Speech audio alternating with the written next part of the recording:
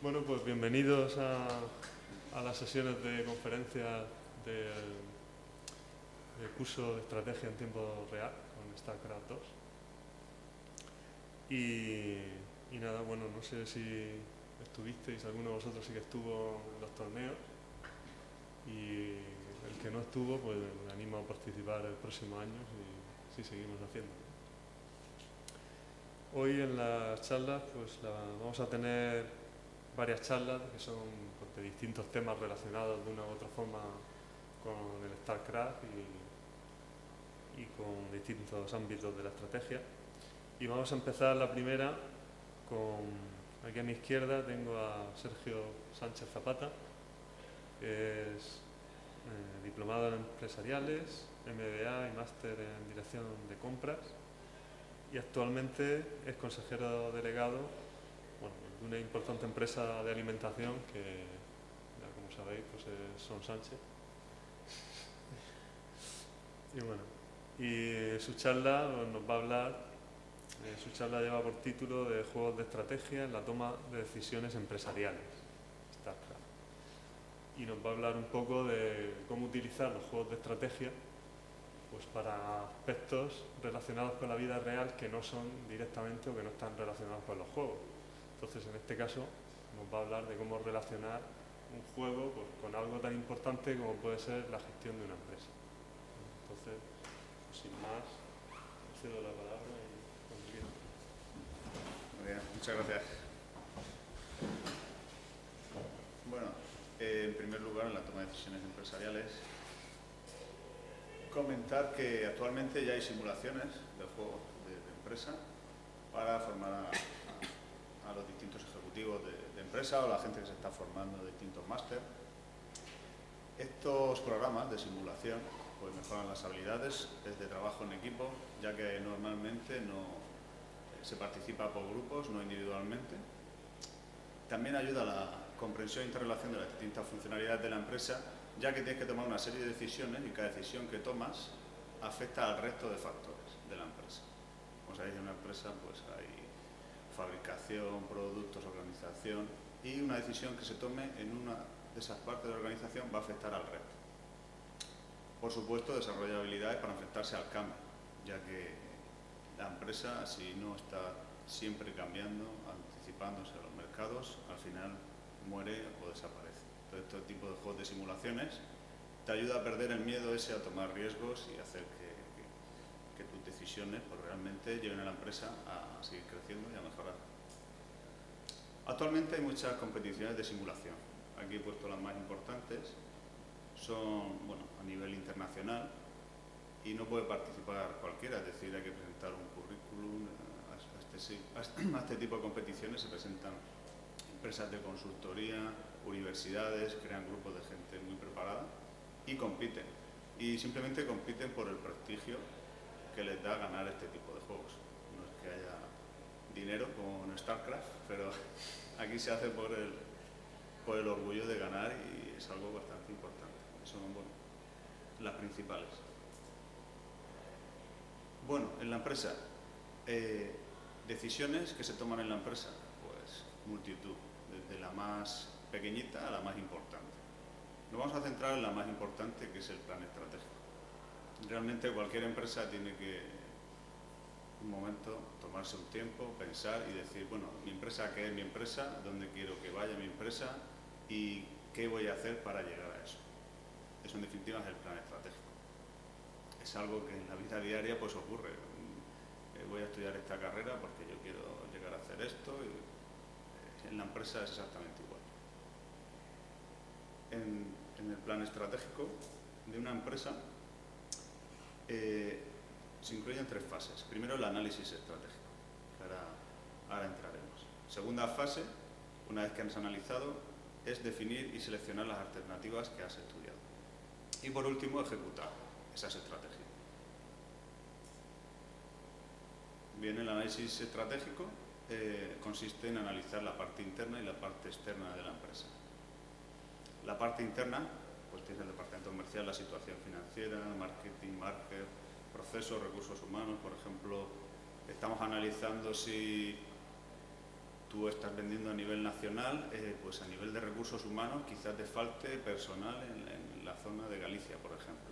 Entonces analizas una situación y tú vas rellenando una serie de oportunidades, debilidades, amenazas, lo que es el DAFO, la matriz DAFO. Y vas descubriendo exactamente qué puntos son fuertes y qué puntos son los que hay que mejorar, tanto internamente como externamente. A nivel externo, pues están los clientes, están los proveedores, está la competencia, por supuesto están los entornos macroeconómicos, es decir, por mucho uno que quiera hacer algo, si a nivel macroeconómico ahora mismo uno quiere montar una constructora, pues mejor que no lo haga, porque ya ahora mismo a nivel macroeconómico es muy complicado hacer un tipo de esta empresa actualmente. ¿Qué conseguimos? Un DAFO, como hemos dicho. Estos son simplemente unos ejemplos de las conclusiones a las que se puede llegar una vez analizado tanto la parte interna como externa de la empresa. Fortaleza, pues puede ser la capacidad de innovación de la empresa o habilidades del personal, una estructura financiera, que tengas dinero, que estés saneado, que no tengas deuda, las economías de escala, que tengas una buena imagen al exterior.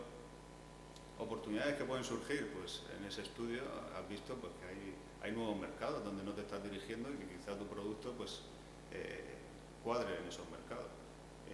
Por ejemplo, puede ocurrir que no haya excesiva competencia en esos mercados. Son oportunidades que hay que aprovechar.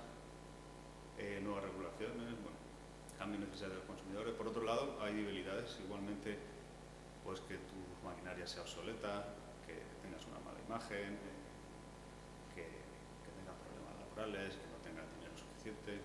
Amenazas, pues igualmente a nivel externo, que cambien las regulaciones donde se mueve tu entorno, tu empresa, que la demanda cambie hacia otros productos sustitutivos. Bueno, aquí por ejemplo hemos visto el Nescafé, que ahora todo el mundo tiene la maquinita, o si no la tiene se la van a regalar pronto para hacerse el café en su casa. Pues eso está haciendo que la gente que vende el café molido empieza a perder cuota de mercado porque la gente va hacia otros productos sustitutivos.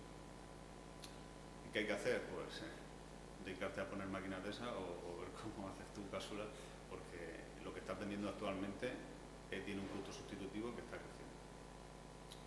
Bien, ¿qué te hace analizarte a ti internamente y externamente? Llegar a una serie de conclusiones y con estas conclusiones tienes que hacer unos planes de acción.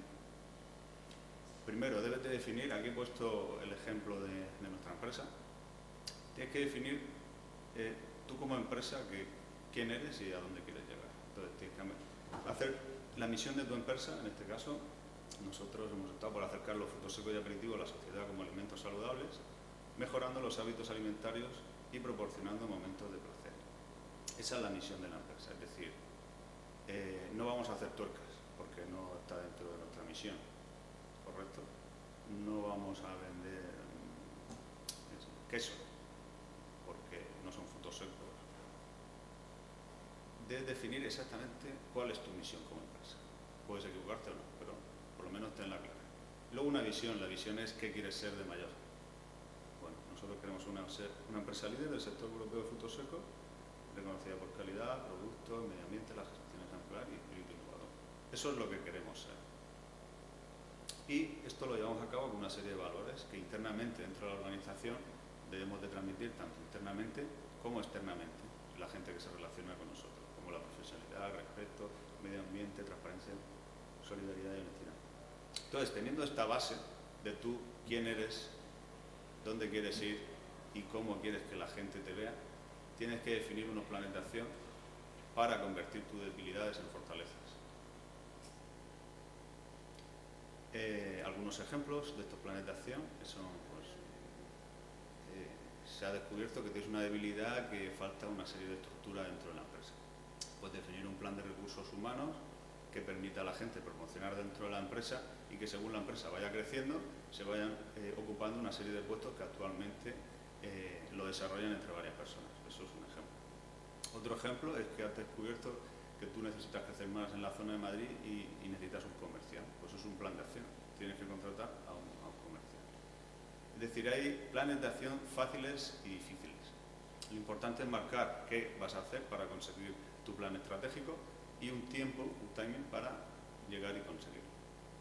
Durante el momento, este plan tiene que estar siempre vivo porque no es que pasen 5 años, estupendamente, no, continuamente tienes que estar atento y hacer este trabajo constantemente para ver si las variables con las que tú estabas tratando han cambiado o no. Mientras tanto, tienes que cumplir tu plan, es decir, sabes para qué estás trabajando. Si no, pues te dedicas a hacer algo y tú no sabes por qué creces o por qué no creces y no sabes hacia dónde quieres ir. Con esto, lo que procuras es plantearte el futuro de tu empresa y establecer una serie de planes de acción.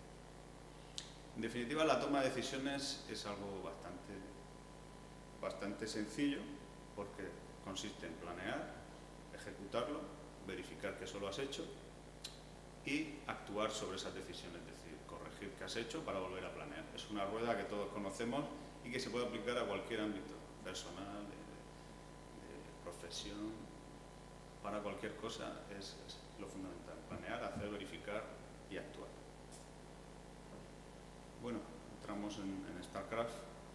Como juego de estrategia y acción se rige por los mismos principios. Aquí los objetivos son claros, ganar, pero en la empresa también son sencillos, consiste en ganar más, por supuesto. Es el fin de las empresas. Un ejemplo, hemos decidido ser uno de los mejores jugadores y tenemos que crear una serie de planes de acción. Yo a nivel me planteo, mira, StarCraft para mí, que es un juego de ocio que juego de vez en cuando, o digo, no, mira, yo esto he visto que quiero ser uno de los mejores jugadores. Venga, vamos a evaluarnos. Bien, que APM son las acciones por minuto, es decir, la velocidad con la que puedes actuar con el programa. El timing que es el correcto uso del tiempo para conseguir las unidades y la producción en el momento exacto. Conocimiento de raza, conocimiento de mapas, dominio de micro y macro, capacidad de adaptación. Tienes que analizar internamente qué nivel tienes. A nivel externo, ¿qué factores podríamos tener en cuenta? Pues por un lado, igual que pasa en las empresas, el entorno macro, que son los gobiernos y las regulaciones, aquí está el propio juego. El juego, en cuanto ponen un parche nuevo, ha cambiado. Tienes que adaptarte a las nuevas condiciones. Por lo tanto, es algo que no depende de nosotros. Tienes que plantearte si merece la pena entrar a un equipo, el cual, cómo entro, si mejoro, cómo me cambio a otro, qué ligas tengo que participar, tengo el tiempo necesario para entrenar, no es complicado, cómo compatibilizo los estudios o el trabajo. Una vez realizado estos análisis, pues debe de hacer unos planes de acción. Debo mejorar mi macro, mi timing, debo llegar a 200 APM. Estos son ejemplos. En el ladder tengo que llegar, el ladder es la clasificación que tú tienes dentro del juego. Tengo que entrar en equipo fulanito, quiero comentar partidas en YouTube y que la gente empiece a conocerme. Son ejemplos. Cuando haya pasado el tiempo que te has definido para esos planes de acción, tienes que volver a replantearte la estrategia y decir, oye, yo no valgo para esto, me olvido de ser uno de los mejores jugadores, jugaré de vez en cuando y ya está, o dices, mira, esto va bastante bien y voy a dar un salto más, a ver qué tengo que hacer para ser aún mejor y llegar a donde yo quiero. Por lo tanto, como hemos visto anteriormente, planear, hacer, verificar y actuar sirve tanto para decisiones estratégicas en cualquier empresa como para cualquier pequeña decisión. En el caso de StarCraft, no solo cuando se decide, quiero ser un jugador bueno, esta rueda hay que aplicarla en todas las partidas. Cuando empiezas una partida, tienes un mapa, un contrincante, una raza, nada más empezar ya tienes que planificar qué quieres hacer. Luego hacerlo, sobre la marcha que estás ejecutando eso, verificar si lo que estás haciendo es correcto, te va a llegar al objetivo de ganar, y si no, cambiar para volver a planificar otra acción distinta. Bueno, aquí queremos hacer una pequeña ejemplo, rapidito. Bien, en esta rueda de decisión esta partida se jugó entre el Shaw y Lionheart, que fueron el primero y segundo del campeonato. O sea que está calentita la partida. Antes de darle al play, Shaw es Protoss y aquí en este lado está Lionheart. Cuando tú empiezas una partida, tienes ya planificado de antemano qué quieres hacer y cómo conseguirlo. ¿Tienes una pequeña idea de cuál es tu plan, qué tipo de unidades quieres sacar, cuál es el objetivo de cómo quieres afrontar la partida. Pero como StarCraft depende mucho del rival, siempre tienes que ver dónde aparece tu rival, en qué posición, y empezar a observar qué es lo que está haciendo para poder adelantarte. Eso no significa que mi plan original vaya a tener siempre vaya a llegar con él hasta el final, sino dependerá mucho de qué es lo que veo que está haciendo, está afrontando en la partida. Bien, aquí estamos. Debes construir pilones La adicionales. visión de Shaw. Nosotros ahora mismo estamos viendo lo que está haciendo la partida.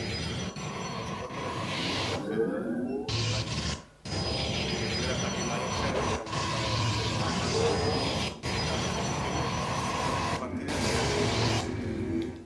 Veo que no me está intentando hacer un ataque muy pronto. Llega la barraca, tiene el tiempo de posición normal, no está intentando sacar unidades muy pronto. Así que estoy pudiendo defender cualquier cosa. Por eso decido sacar ahora mismo tengo el núcleo cibernético aquí y viene más. Yo estoy muy Están atacando a nuestras zonas. sin necesidad de ir por detrás porque tiene mucha economía,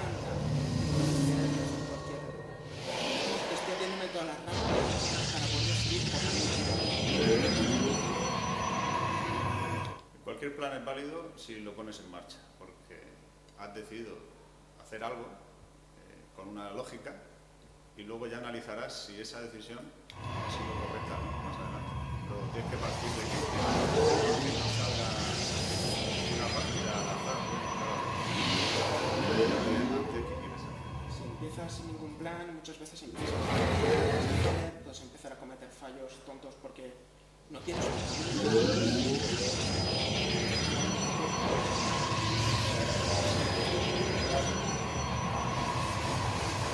Puedes perder contra cualquier tontería, cualquier cosa que no has previsto porque estás jugando un poco. Sao, en este momento llevamos 5 minutos de partida. ¿Qué nos dirías de la posición estática actualmente que hay de unidades? Ahora mismo puedo defender cualquier cosa que me llegue. Eso es lo bueno que me... Puedes defenderlo. Pero sin embargo aquí él tiene más trabajadores, tú tienes menos. Esto no lo sabes, claro. En su momento y está teniendo...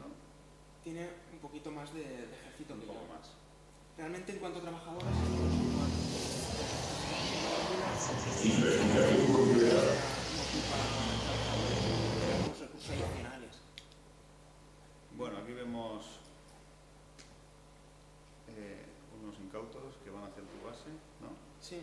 Por lo que Pero vemos. como yo tengo 3 unidades muy fuertes, una combinación de unidades fuertes al principio de la partida, sé que puedo estar muy seguro contra cualquier ataque. Si él quiere subir a mi rampa, tengo unas unidades que es el centinela, que puede poner una barrera, de forma que parto sus unidades por la mitad y la mitad de unidades me retira mi base, me vuelvo a partir las unidades por la mitad y no puede combatir justo, puede combatir de forma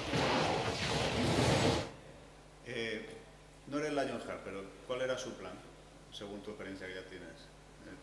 yo creo que su plan era intentar hacerme un daño significativo al principio de la partida para a partir de entonces ya jugar con ventaja. Por eso está haciendo muchas unidades con 3 barracas. Vemos que tiene 3 barracas. Cuando tienes 3 barracas tienes mucha producción de unidades, una gran cantidad de ejército. Aquí vemos las unidades que tiene cada uno. Si yo hubiera expandido al principio, hubiera cogido otra base, hubiera hecho mucho que ahora yo puedo subir y pues tengo la ventaja de progresión. Sí que es verdad que no me deja salir, pero tarde o temprano voy a tener una cantidad de ejército que voy a poder salir. Pero ahora el problema que yo tengo en esta partida es que él está expandiendo.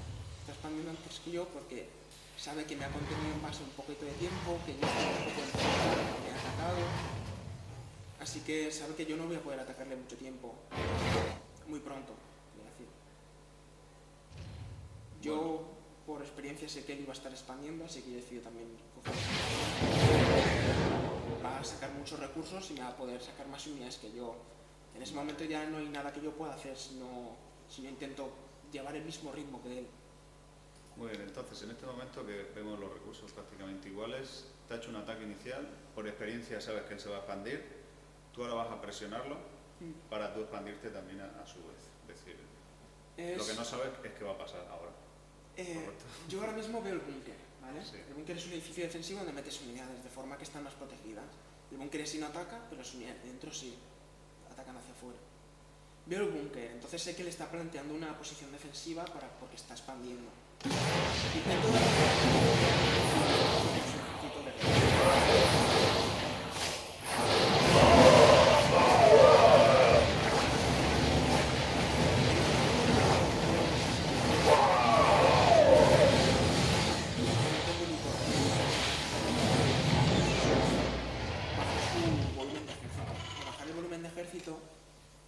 Sé que él no va a poder atacarme en el momento.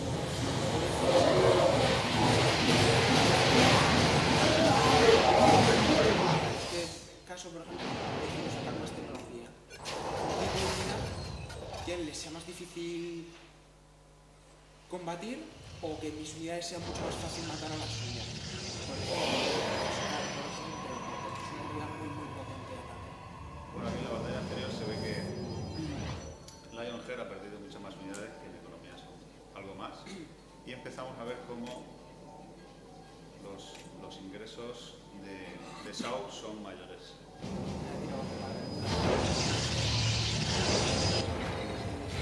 Nada, a ver qué hace. Entonces, ha habido la planificación, él quería hacerte un ataque pronto para mermar tu economía, tú te has defendido, sabías que él iba a expandirse, aprovechas a presionarlo.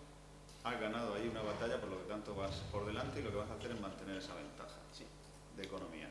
Y eso te va a permitir sacar unidades más fuertes. Digamos que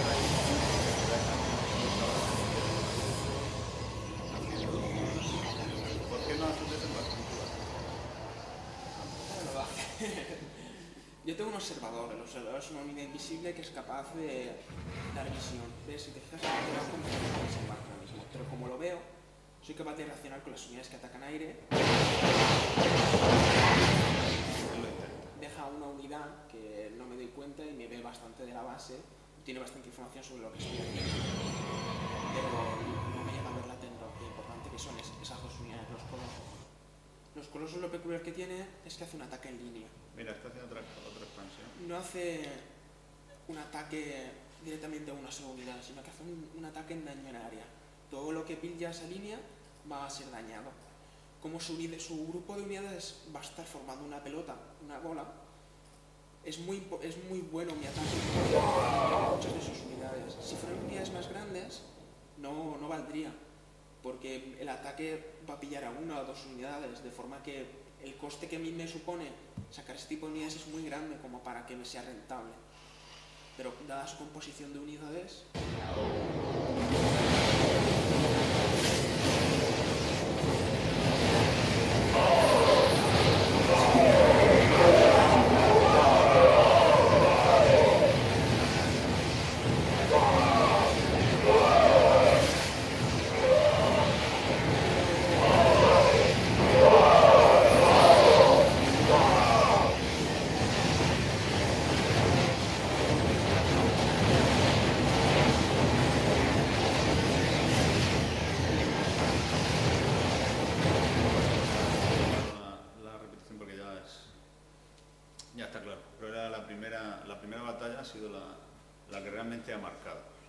Dentro de la rueda que hemos dicho de planificar, actuar, revisar y luego volver a ejecutar, la experiencia pues te ayuda a que planifiques mejor, actúes mejor, por supuesto. ¿Y qué es lo que ha ocurrido exactamente en esta partida? Ya sabía la experiencia que cuando te hace un ataque pronto y no funciona porque el otro va a expandirse, ya lo sabía, iba para allá. Ha usado la experiencia para tomar decisiones y planificar mejor su partida. Y eso lo ha llevado a ganar. Por ejemplo, al principio de la partida, en vez de haber intentado subir la rampa y haber intentado traer mi base, lo que voy a haber intentado hacer es contenerme en mi base. Él está esperando fuera de la rampa, de forma que si yo quiero salir, no va a ser nada bueno para mí. Si salgo, voy a tener que salir por una pequeña rampa donde todas mis unidades se van a pelotonar y no van a poder atacar todas. Él pudiera haber expandido, haberme superado en economía y entonces tener más unidades que yo y pasarme por encima. Pero como él decidió retroceder porque perdió demasiadas unidades al principio, no estaba nada seguro, manteniéndose en esa posición, conteniendo mi base. Bueno, muchas gracias, Sao. Ya, por último, comentaros, hay herramientas empresariales de lo más compleja que podáis pensar, en multitud de programas, multitud de sistemas estadísticos, pero al final se resume en planificar, en ejecutar, al final ese es el resumen. Puedes usar herramientas de lo más complicado, pero la base siempre es esa.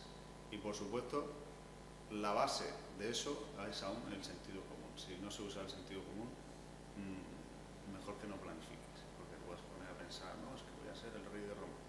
Primero usa el sentido común y dedícate a planificar conforme a lo que has estado analizando, de interno y externo. Y nada, esto era, muchas gracias por haber escuchado. Bueno, quería una última cosita.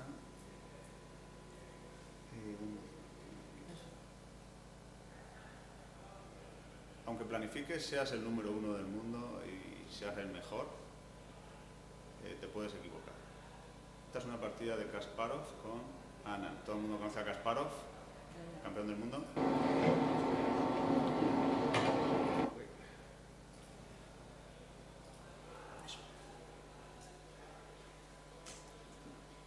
Una partida con Kasparov y un movimiento.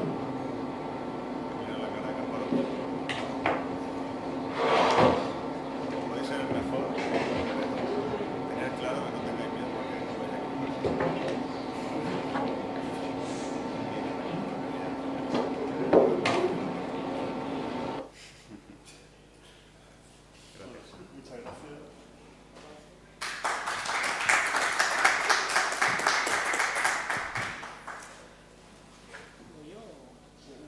La segunda charla, la de Jesús.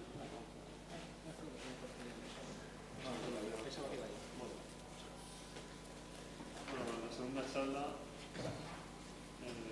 lleva por título Geoestrategia y control del territorio, método CPS. Y la va a impartir Jesús Ortuño Sánchez, que ahora mismo está dando material que ha preparado. ¿Es un examen? Sí, exactamente, sorpresa. Bueno, buenos días a todos. Yo no soy un experto en StarCraft, muchísimo menos, pero sí que quiero transmitiros a lo mejor un concepto en abstracto. Voy a pedir que os atraigáis un poco. Los ordenadores son muy potentes, vivimos una época tal. Yo creo que la capacidad de abstracción del ser humano, los ordenadores no han podido superarla. Y entonces voy a transmitir unos conceptos de geoestrategia que os va a permitir pues, mirar los juegos de estrategia desde una perspectiva conceptual, que los teóricos de la geoestrategia pues, a nivel mundial son establecidos en sus conceptos. Yo creo que pueden servir sobre todo pues, si queréis ser muy buenos jugadores. Es decir, una vez que alcancéis una SAPM o seas igual que un gran jugador, tener un concepto claro de la teoría de la geoestrategia te puede permitir tener una visión muy buena acerca de lo que queréis. Ha dicho Sergio que es muy importante planificar. Pues es fundamental. O sea, la geoestrategia al fin y al cabo es una premisa básica en todos los juegos de estrategia. Por eso se llama así. ¿Qué es la estrategia en sí? Pues la estrategia es lo que planificas antes de empezar la partida. Yo quiero distinguir este concepto claramente de lo que es el concepto de la táctica. Hay que distinguir entre estrategia y táctica. Táctica es una vez que la partida ha empezado. Y estrategia es todo lo que planificas antes de empezar la partida. Esto tenemos que tenerlo muy claro, distinguir estos dos conceptos. Esto se da tanto en los juegos de estrategia como si hay una guerra a nivel internacional.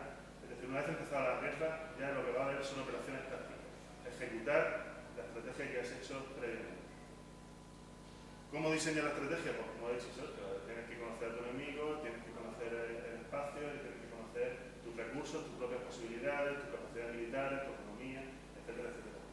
Pero yo creo que tenemos que tener muy claro lo que es la estrategia antes de comenzar la partida, la táctica una vez que ha comenzado la partida. Planificar antes significa con quién te vas a enfrentar, qué capacidades tienes, qué recursos tienes y lo que voy a comentar yo ahora, el espacio donde te mueves. ¿Qué es geoestrategia? Por tanto, planificar la partida en función del espacio y con respecto al contrincante que tienes enfrente. Bien, una vez hecha esta introducción, os he pasado un artículo.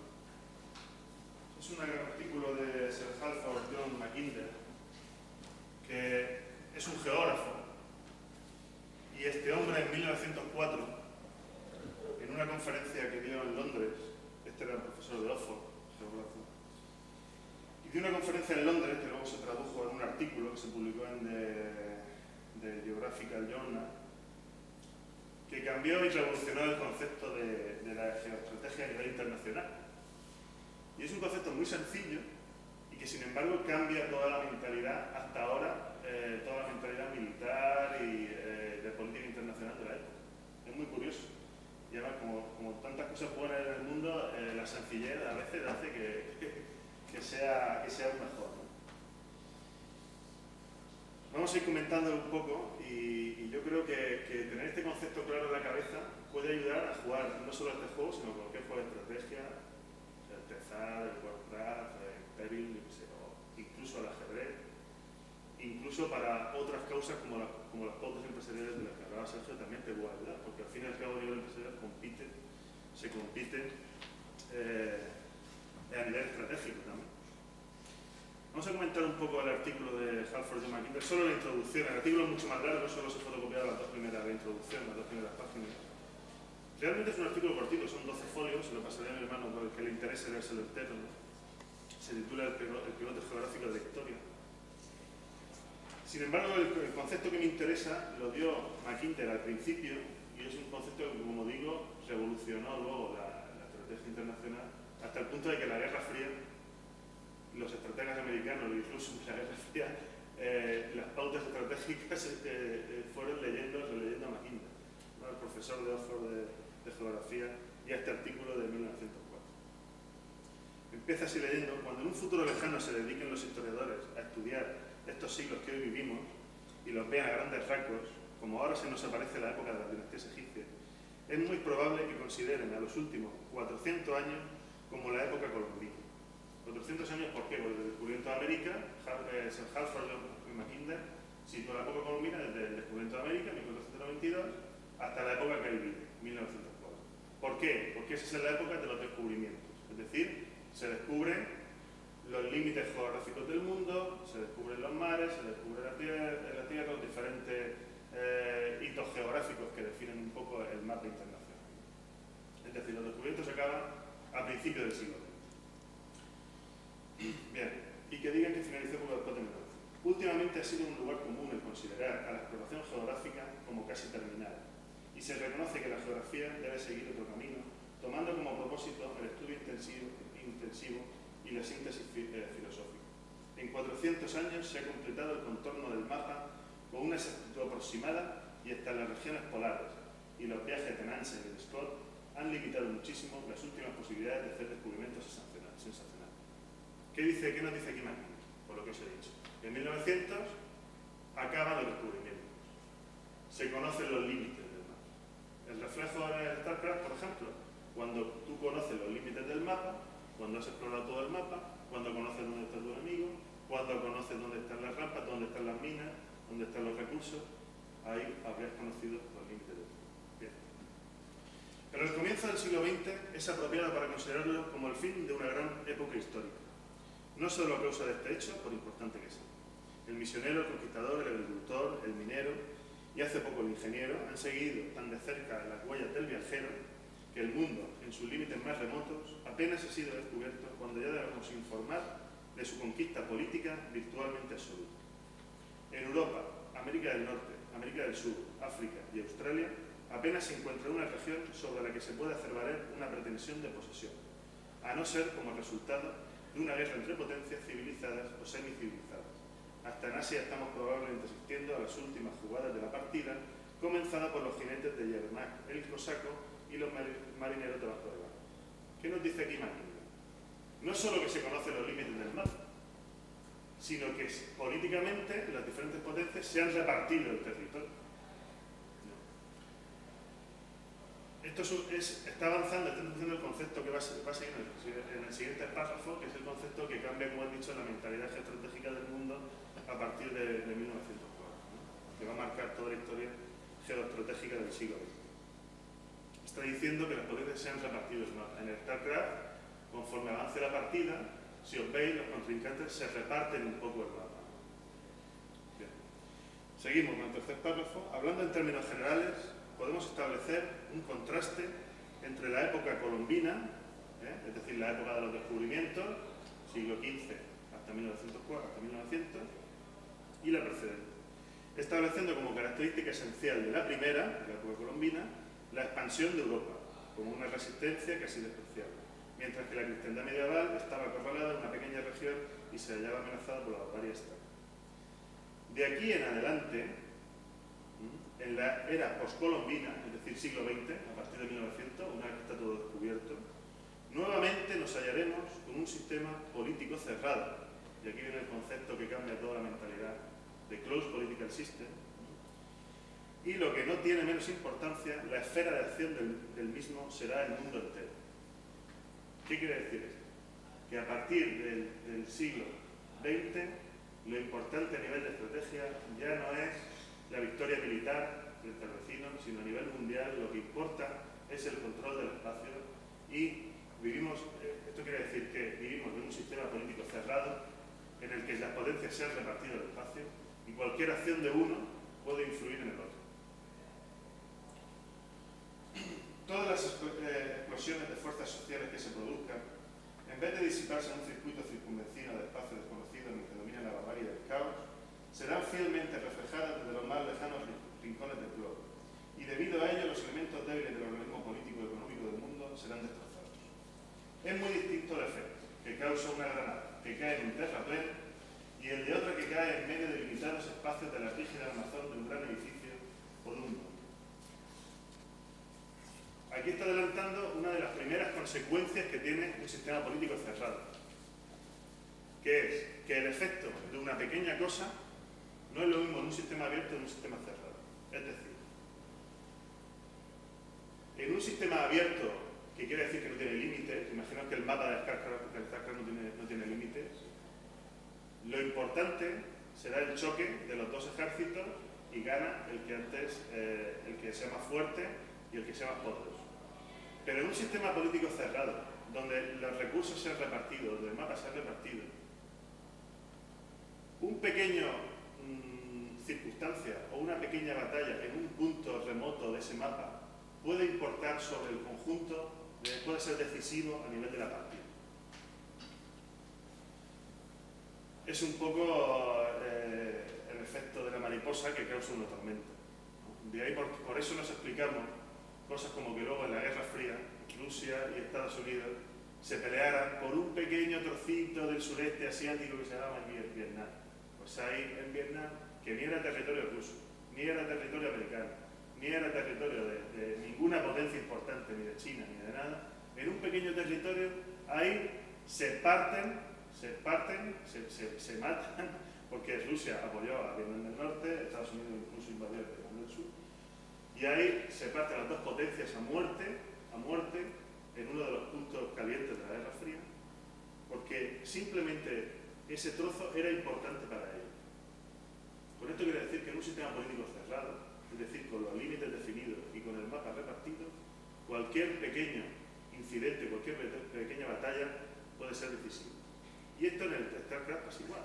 Conforme avanza la partida y nos vamos repartiendo el mapa, conseguir una mina o no puede determinar el efecto de la partida.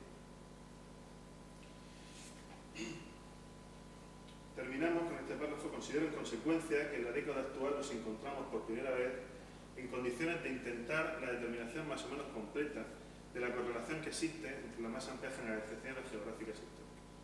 Por primera vez podemos percibir algo de las verdaderas proporciones que tienen los acontecimientos y las características, cuando se muestra en el escenario de todo el mundo y podemos buscar una fórmula que expresará hasta cierto punto algunos aspectos de la causalidad geográfica en la historia universal. Si la suerte nos acompaña, esa fórmula tendrá un valor práctico al hacernos ver en perspectiva algunas de las fuerzas que compiten en la actual política internacional.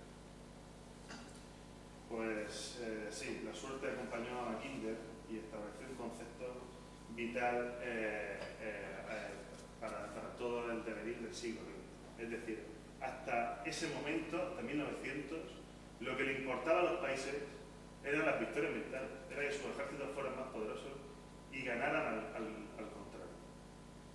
A partir de ahí, las batallas, la guerra ya nunca sería así. Ya nunca sería lo importante una batalla en concreto. A partir de ahí, lo importante, lo que a las potencias le importa, es el control del espacio, el reparto de ese mapa con límites definidos. ¿Por qué es eso así? Pues es obvio.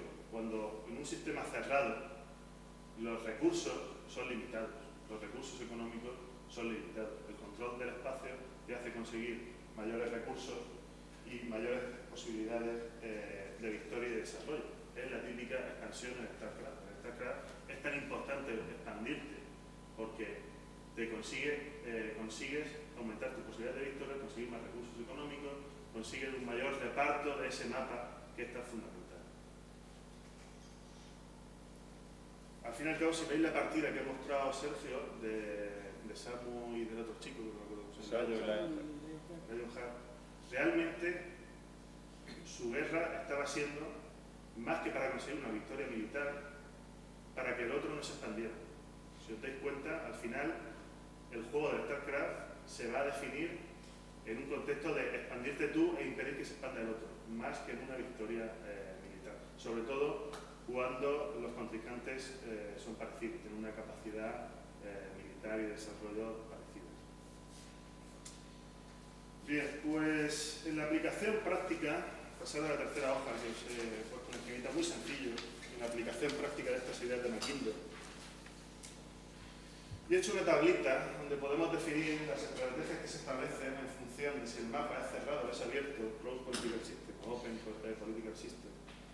Y si la batalla se va a dar lugar entre dos contrincantes parecidos, sería una guerra simétrica, o dos contrincantes totalmente desproporcionados, uno muchísimo mejor que el otro, que sería una batalla simétrica. ¿Cuándo es una batalla en el StarCraft asimétrica? Pues obviamente, pues, cuando un jugador, por ejemplo, tiene mucho más APM que el otro, ¿no? A nivel internacional, pues pongamos Estados Unidos contra Yemen. No hay color, ¿no? Contra Andorra. Eso sería una guerra simétrica, ¿no? Claro. Bien. La estrategia en función de si estamos en un sistema abierto o cerrado, si estamos en un sistema en el que los dos jugadores son parecidos, guerra simétrica o asimétrica, cambia la estrategia de uno del otro en función de en qué situación se esté. Por eso es tan importante planificar antes de empezar la partida. Por eso es tan importante la estrategia. Por saber si el otro jugador es parecido a ti o no. Tiene las mismas condiciones que tú o no. Eso es fundamental saberlo antes de la partida. Es fundamental saber tu contrincante. ¿Vamos a estar siempre en StarCraft en un sistema cerrado? Pues no. Porque aunque el juego tiene límites definidos y tendamos y sea un sistema político cerrado, eso va a ser conforme avanza la partida. Al principio, la jugada de la partida va a ser como en el mundo a lo largo de la época precolombina y colombina, que decía Mackinder. Es decir, al principio el mundo no tenía los límites conocidos. Vivimos en un sistema político abierto. Al principio de la partida nosotros vamos a estar en un sistema político abierto. No conocemos los límites de la partida, no sabemos dónde está el enemigo, no sabemos dónde están las minas. Entonces estamos en un sistema político abierto en el que la estrategia, la táctica hay aplicar, o la estrategia de planificación y la táctica pueden ser diferentes conforme avanza la partida. Bien, vamos a ver las situaciones que se pueden ver. Vamos a empezar con un sistema abierto, es decir, que no tenga los límites definidos, y una guerra simétrica, en que uno sea mucho más poderoso que otro. Está claro, si no hay límites y yo me encuentro con un enemigo mucho más poderoso, lo que tengo que hacer es huir, porque si me enfrento a él me va a aniquilar. Lo que tiene que hacer el enemigo más fuerte es perseguirlo. Estamos en el cuadro inferior derecho. Porque si no, me puedo equivocar si no lo persigo.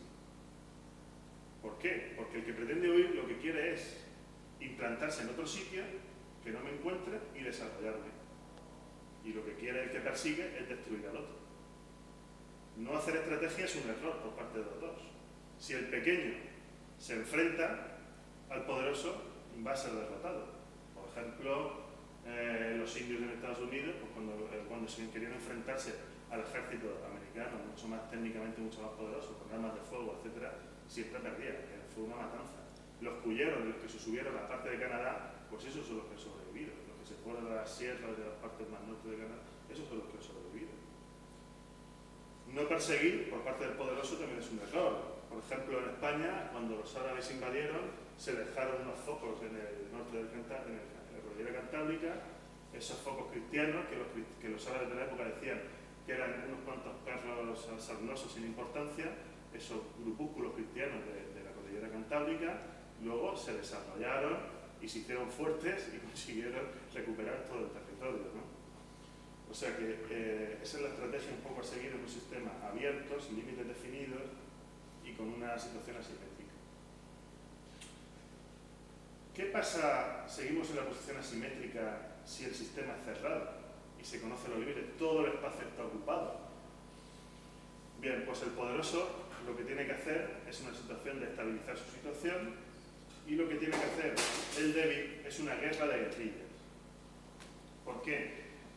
Porque cuando tienes todo el espacio ocupado o casi el control del espacio y tú es una situación de inferioridad y no te puedes enfrentar a tu enemigo porque estás en una posición militar de inferioridad, tienes que aplicar técnicas disuasorias, técnicas sorpresivas, técnicas nuevas, técnicas diferentes. No te puedes enfrentar a él en el choque de tú a tú. Para poneros un ejemplo, la guerra de guerrillas, por ejemplo, a lo largo de la historia de la humanidad se ha aplicado siempre.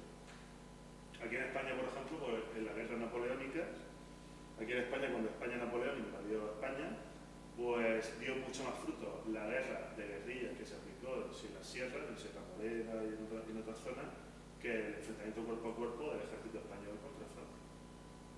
Era mucho más poderoso. Era un sistema político cerrado, era la península ibérica, el enemigo débil era España, y con una guerra de guerrillas pudimos hacerle más daño psicológico, moral, etcétera, etcétera, al enemigo, que con una guerra de enfrentamiento cuerpo a cuerpo que hubiera sido una estrategia errónea porque nos hubieran aplastado.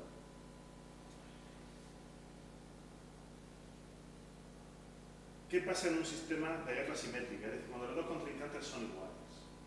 En un sistema abierto, sin límites definidos, no se tiende a controlar el espacio. ¿Por qué? El control del espacio sería un error. Sería un error porque al ser un sistema abierto, el enemigo siempre puede irse al otro sitio y conseguir ventajas económicas. Con lo cual, lo importante ahí es enfrentarse, luchar y tender a la victoria militar. Por ejemplo, de un sistema político abierto en el que se persiguió, por ejemplo, Alejandro Magno contra Persia, un sistema abierto de la antigüedad donde los mapas estaban sin definir. Alejandro Magno, que era un militar que venía de un pequeño estado del norte de Grecia, que era de Macedonia. Persia era una gran nación, con un ejército inmenso, con una gran cantidad de espacio en toda la zona del Oriente Medio, de lo que era toda Turquía, etc. Bueno, pues este hombre, Alejandro Magno, se plantó allí en Persia, desembarcó con un ejército cerca de la actual Ankara, la capital de Turquía. Si hubiera sido una estrategia de control del espacio, de ir poco a poco implantando su ejército macedonio en aquella zona, seguramente el ejército persa lo hubiera asfixiado. Todo el imperio persa, toda la gente detrás, con todo el ejército, con todas sus posibilidades, pues los hubieran acabado asfixiando.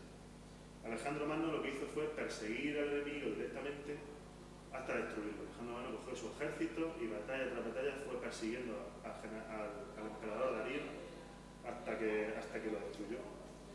¿Por qué? Porque sabía Alejandro Magno que si no era así no tenía capacidad de ir controlando el espacio poco a poco hasta conseguir derrotarlo. Era imposible. Ahí lo importante es la victoria militar. El emperador Darío tenía todas las Asias para poder allí tranquilamente estar acumulando un ejército cada vez más poderoso y vencer a Alejandro Magno. Alejandro Magno tuvo prisas y rápidamente se dirigió hacia él para vencerlo. Es la misma idea, lo mismo que hizo Aníbal contra Roma.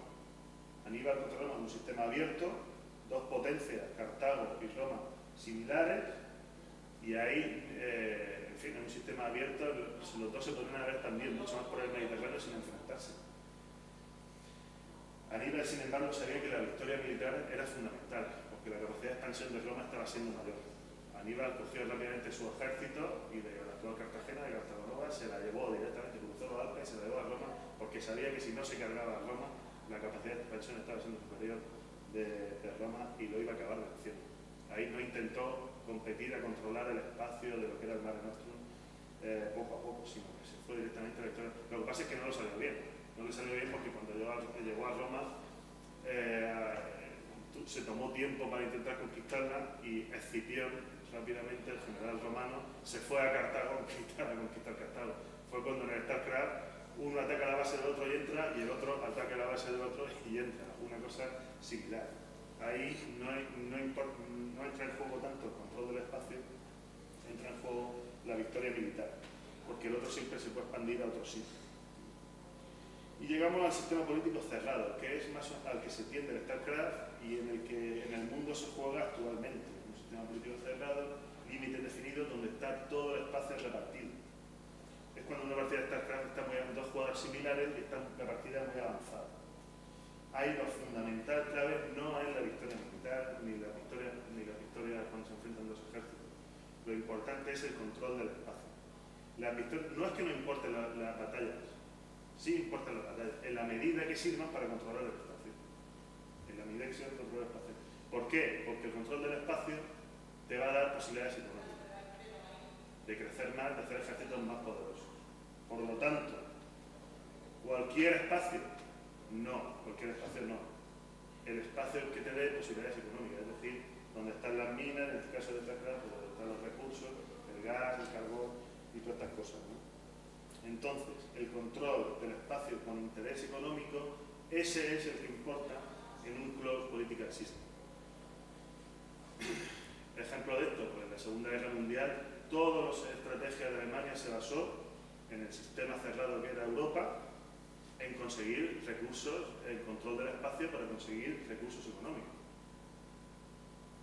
Rommel avanzaba hacia el canal de Suez, en el norte de África, hacia el este, avanzaba desde Argelia hasta el canal de Suez para controlar el tráfico económico del canal de Suez que hacían los ingleses y para controlar el petróleo del Oriente Medio. Y Hitler, cuando invade Rusia, su aspiración máxima no era vencer el comunismo, era el control del petróleo de Ucrania. Eso está clarísimo, se sabe así. ¿Por qué? Porque estaba viendo que su potencia enemiga, Estados Unidos sobre todo, que estaba produciendo a mayor velocidad que ellos. Y ellos, su factor limitante era el combustible. De hecho, en la Segunda Guerra Mundial, Hitler se quedó muchas veces con los tanques parados porque no tenía combustible que echar. Lo que quiero decir con esto es que ya vivimos en un sistema en el que el control del espacio es fundamental. Equivocar la estrategia te lleva al fracaso, ¿no? Napoleón, por ejemplo, la batalla napoleónica, Napoleón se movió, en aquellas batallas se movieron en un espacio, en un close political system también, un sistema cerrado, porque la partida se jugó en el mapa de Europa. Y Napoleón estaba obsesionado con las victorias militares. Entonces, claro, Napoleón intentó erróneamente obtener siempre, seguir una estrategia de la derecha de la victoria militar, cuando lo que debía haber hecho era el control del espacio. En Napoleón, cualquier país que se levantaba iba por él y iba a vencerlo. Se levantaba Austria, iba por Austria y lo vencía. Se levantaba Prusia, iba a Prusia y lo vencía. Se levantaba España, lo mismo. Se levantaba cualquier país e iba por él. Se levantó Rusia y fue a por Rusia a intentar la victoria militar. Un error, porque cuando tú lanzas tu ejército a por la victoria militar, te puedes encontrar, aunque incluso teniéndola, porque Napoleón venció a Rusia, venció en la batalla de Borodino y entró en Moscú, luego a la vuelta no controló ningún espacio económico importante, no controló el espacio y a la vuelta se encontró con un ejército aniquilado y que otras naciones se levantaron contra él. Había hecho algo pues, parecido a lo que algunas veces pasa en las partidas de StarCraft, que te dedicas a atacar y no te expandes. Estás muerto. Porque económicamente no consigue posibilidad de producción. Napoleón se quedó sin posibilidad de producir más ejércitos. Todo su ejército lo desgastó invadiendo Rusia a una batalla militar que incluso la consiguió. Son de estas cosas, estas estrategias que dices tú, ¿cómo es posible que después de tanta batalla militar pues acabe derrotado, ¿no? Que es lo que le pasó a Napoleón. Lo mismo a la derecha, en un sistema abierto, si intentas el control del espacio, te equivocas, porque el enemigo, ya he dicho antes, que siempre se puede ir a otro sitio, crecer y luego ir a por ti. Es lo que le pasó, por ejemplo, al general Pirro. El general Pirro en Grecia tenía una colonia en la península itálica, en Italia, era en la época de Roma y Grecia, en la batalla de Roma y Grecia. Y Pirro se obsesionó con controlar el espacio en el sur de Italia, que es donde estaba la colonia griega. Se obsesionó con eso, en un sistema abierto en el que él se podría llevar su colonia, su ejército, irse a otro punto del Mediterráneo, crecer y tener más posibilidades de vencer a Roma. Sin embargo, se obsesionó con el control del espacio allí en el sur de Italia. Entonces, claro, cada vez que le pegaba a Italia, Pirro vencía. Pero se quedaba simplemente allí intentando controlar intentar controlar el espacio, pero no tenía posibilidad de conquistar espacio económicamente importante. No se expandió a conseguir más minas, y entonces Italia al final se lo acabó comiendo. Siguió una estrategia absolutamente errónea, y tampoco atacó a Roma para intentar vencerla, como hizo Aníbal, que es una estrategia mucho más acertada, sino simplemente se quedó en un sitio resistiendo. Eso también en StarCraft puede ser un error si te obsesionas con resistir una mina y tal, y te obsesionas, gastas todo el ejército, en vez de expandirte por otros sitios o conseguir otro tipo de ventajas. En fin, lo que quiero decir es que tenemos que tener claro, antes de la partida, en la situación que estamos, al principio nos vamos a mover en un sistema abierto, tenemos que conocer si el enemigo es simétrico o asimétrico, y luego conforme avanza la partida, pues el sistema se va cerrando, vamos encontrando un close political system, y ahí, pues si el enemigo es más fuerte que tú, estás en una posición asimétrica, lo mejor es hacer guerra de guerrillas, y si estás en una posición simétrica, pues vas a tener que luchar en el tú a tú en el control del espacio. Esto en el StarCraft, pues, por ejemplo, conforme avanza la partida, pues si tu enemigo es superior a ti, lo mejor es que haga pues, técnicas sorpresivas, disuasorias, como intentó Lion en hacer un desembarco, todo esto de los drops y todas estas técnicas sorpresivas de hacer una tecnología más avanzada, a lo mejor que sorprenda al otro, etcétera, etcétera. Hay que hacerlas sobre todo cuando el enemigo está expandiéndose a más velocidad que tú. Sin embargo, si tú te expandes a más velocidad que el otro, no necesitas hacer todas estas cosas, no necesitas hacer desembarco ni nada, simplemente vas a controlar el espacio y vas a ganar la partida, ¿no? Entonces, lo que vengo a decir es que estas teorías tienen su reflejo en los juegos de estrategia, sea esto, sea el ajedrez, sea el Imperium, el TCA, etc. Es un concepto que yo creo que es interesante para que tengáis en cuenta. El artículo de McIntyre es muy interesante, si alguno se lo quiere leer entero lo aconsejo. Y bueno, pues yo con esto he terminado y muchas gracias por dar estos conceptos transversales que yo creo que vienen bien para esto, pero también, como he dicho, pues para otras cuestiones estratégicas de la vida, como puede ser la competición empresarial o como puede ser la política a nivel internacional. Es decir, una aplicación en muchos campos. Y nada, pues muchísimas gracias por la conferencia. Muchas gracias. Bueno, pues después de esta intensa charla histórica que nos ha dado aquí un erudito de historia militar, vamos a pasar ahora a la última charla de hoy, que lleva por título Estratégica y Macro de StarCraft 2, y nos la va a dar pues, nuestro experto de la Universidad de Alicante de StarCraft 2, Jonathan Rubia África. Es ingeniero informático especializado en programación y bueno, es experto en StarCraft, donde participa habitualmente en torneos importantes del juego y bueno, participa en diversos equipos, también es colaborador de webs relacionadas con el juego, como programming, etc. Sin más, muy bien.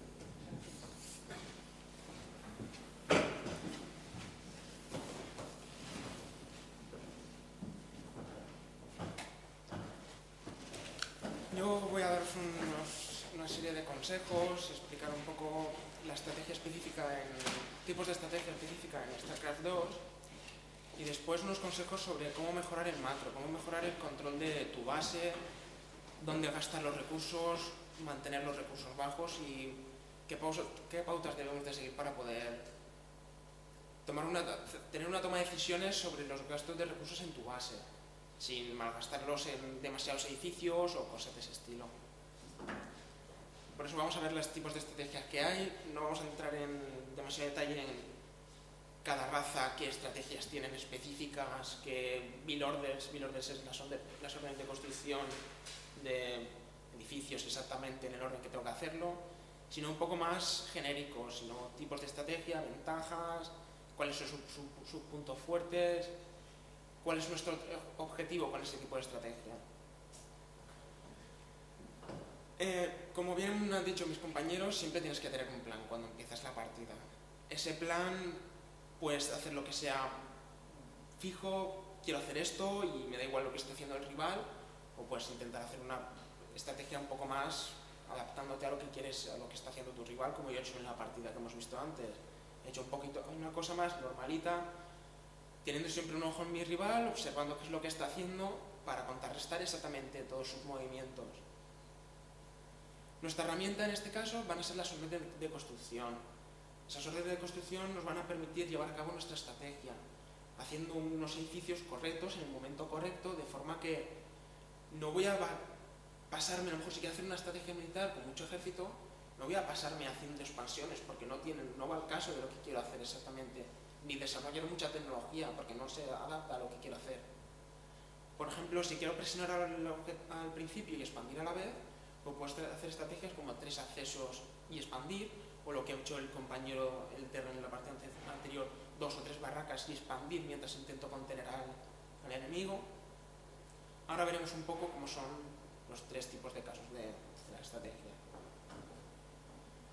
Esto es lo que acabo de explicar con las 3 secciones, la economía. Para poder ganar la partida necesitas tener ventaja en alguno de estas 3 secciones, sin nunca descuidar las otras 2. Es decir, yo no puedo pasarme haciendo economía si después no tengo un ejército con que defenderme esas expansiones, esas bases.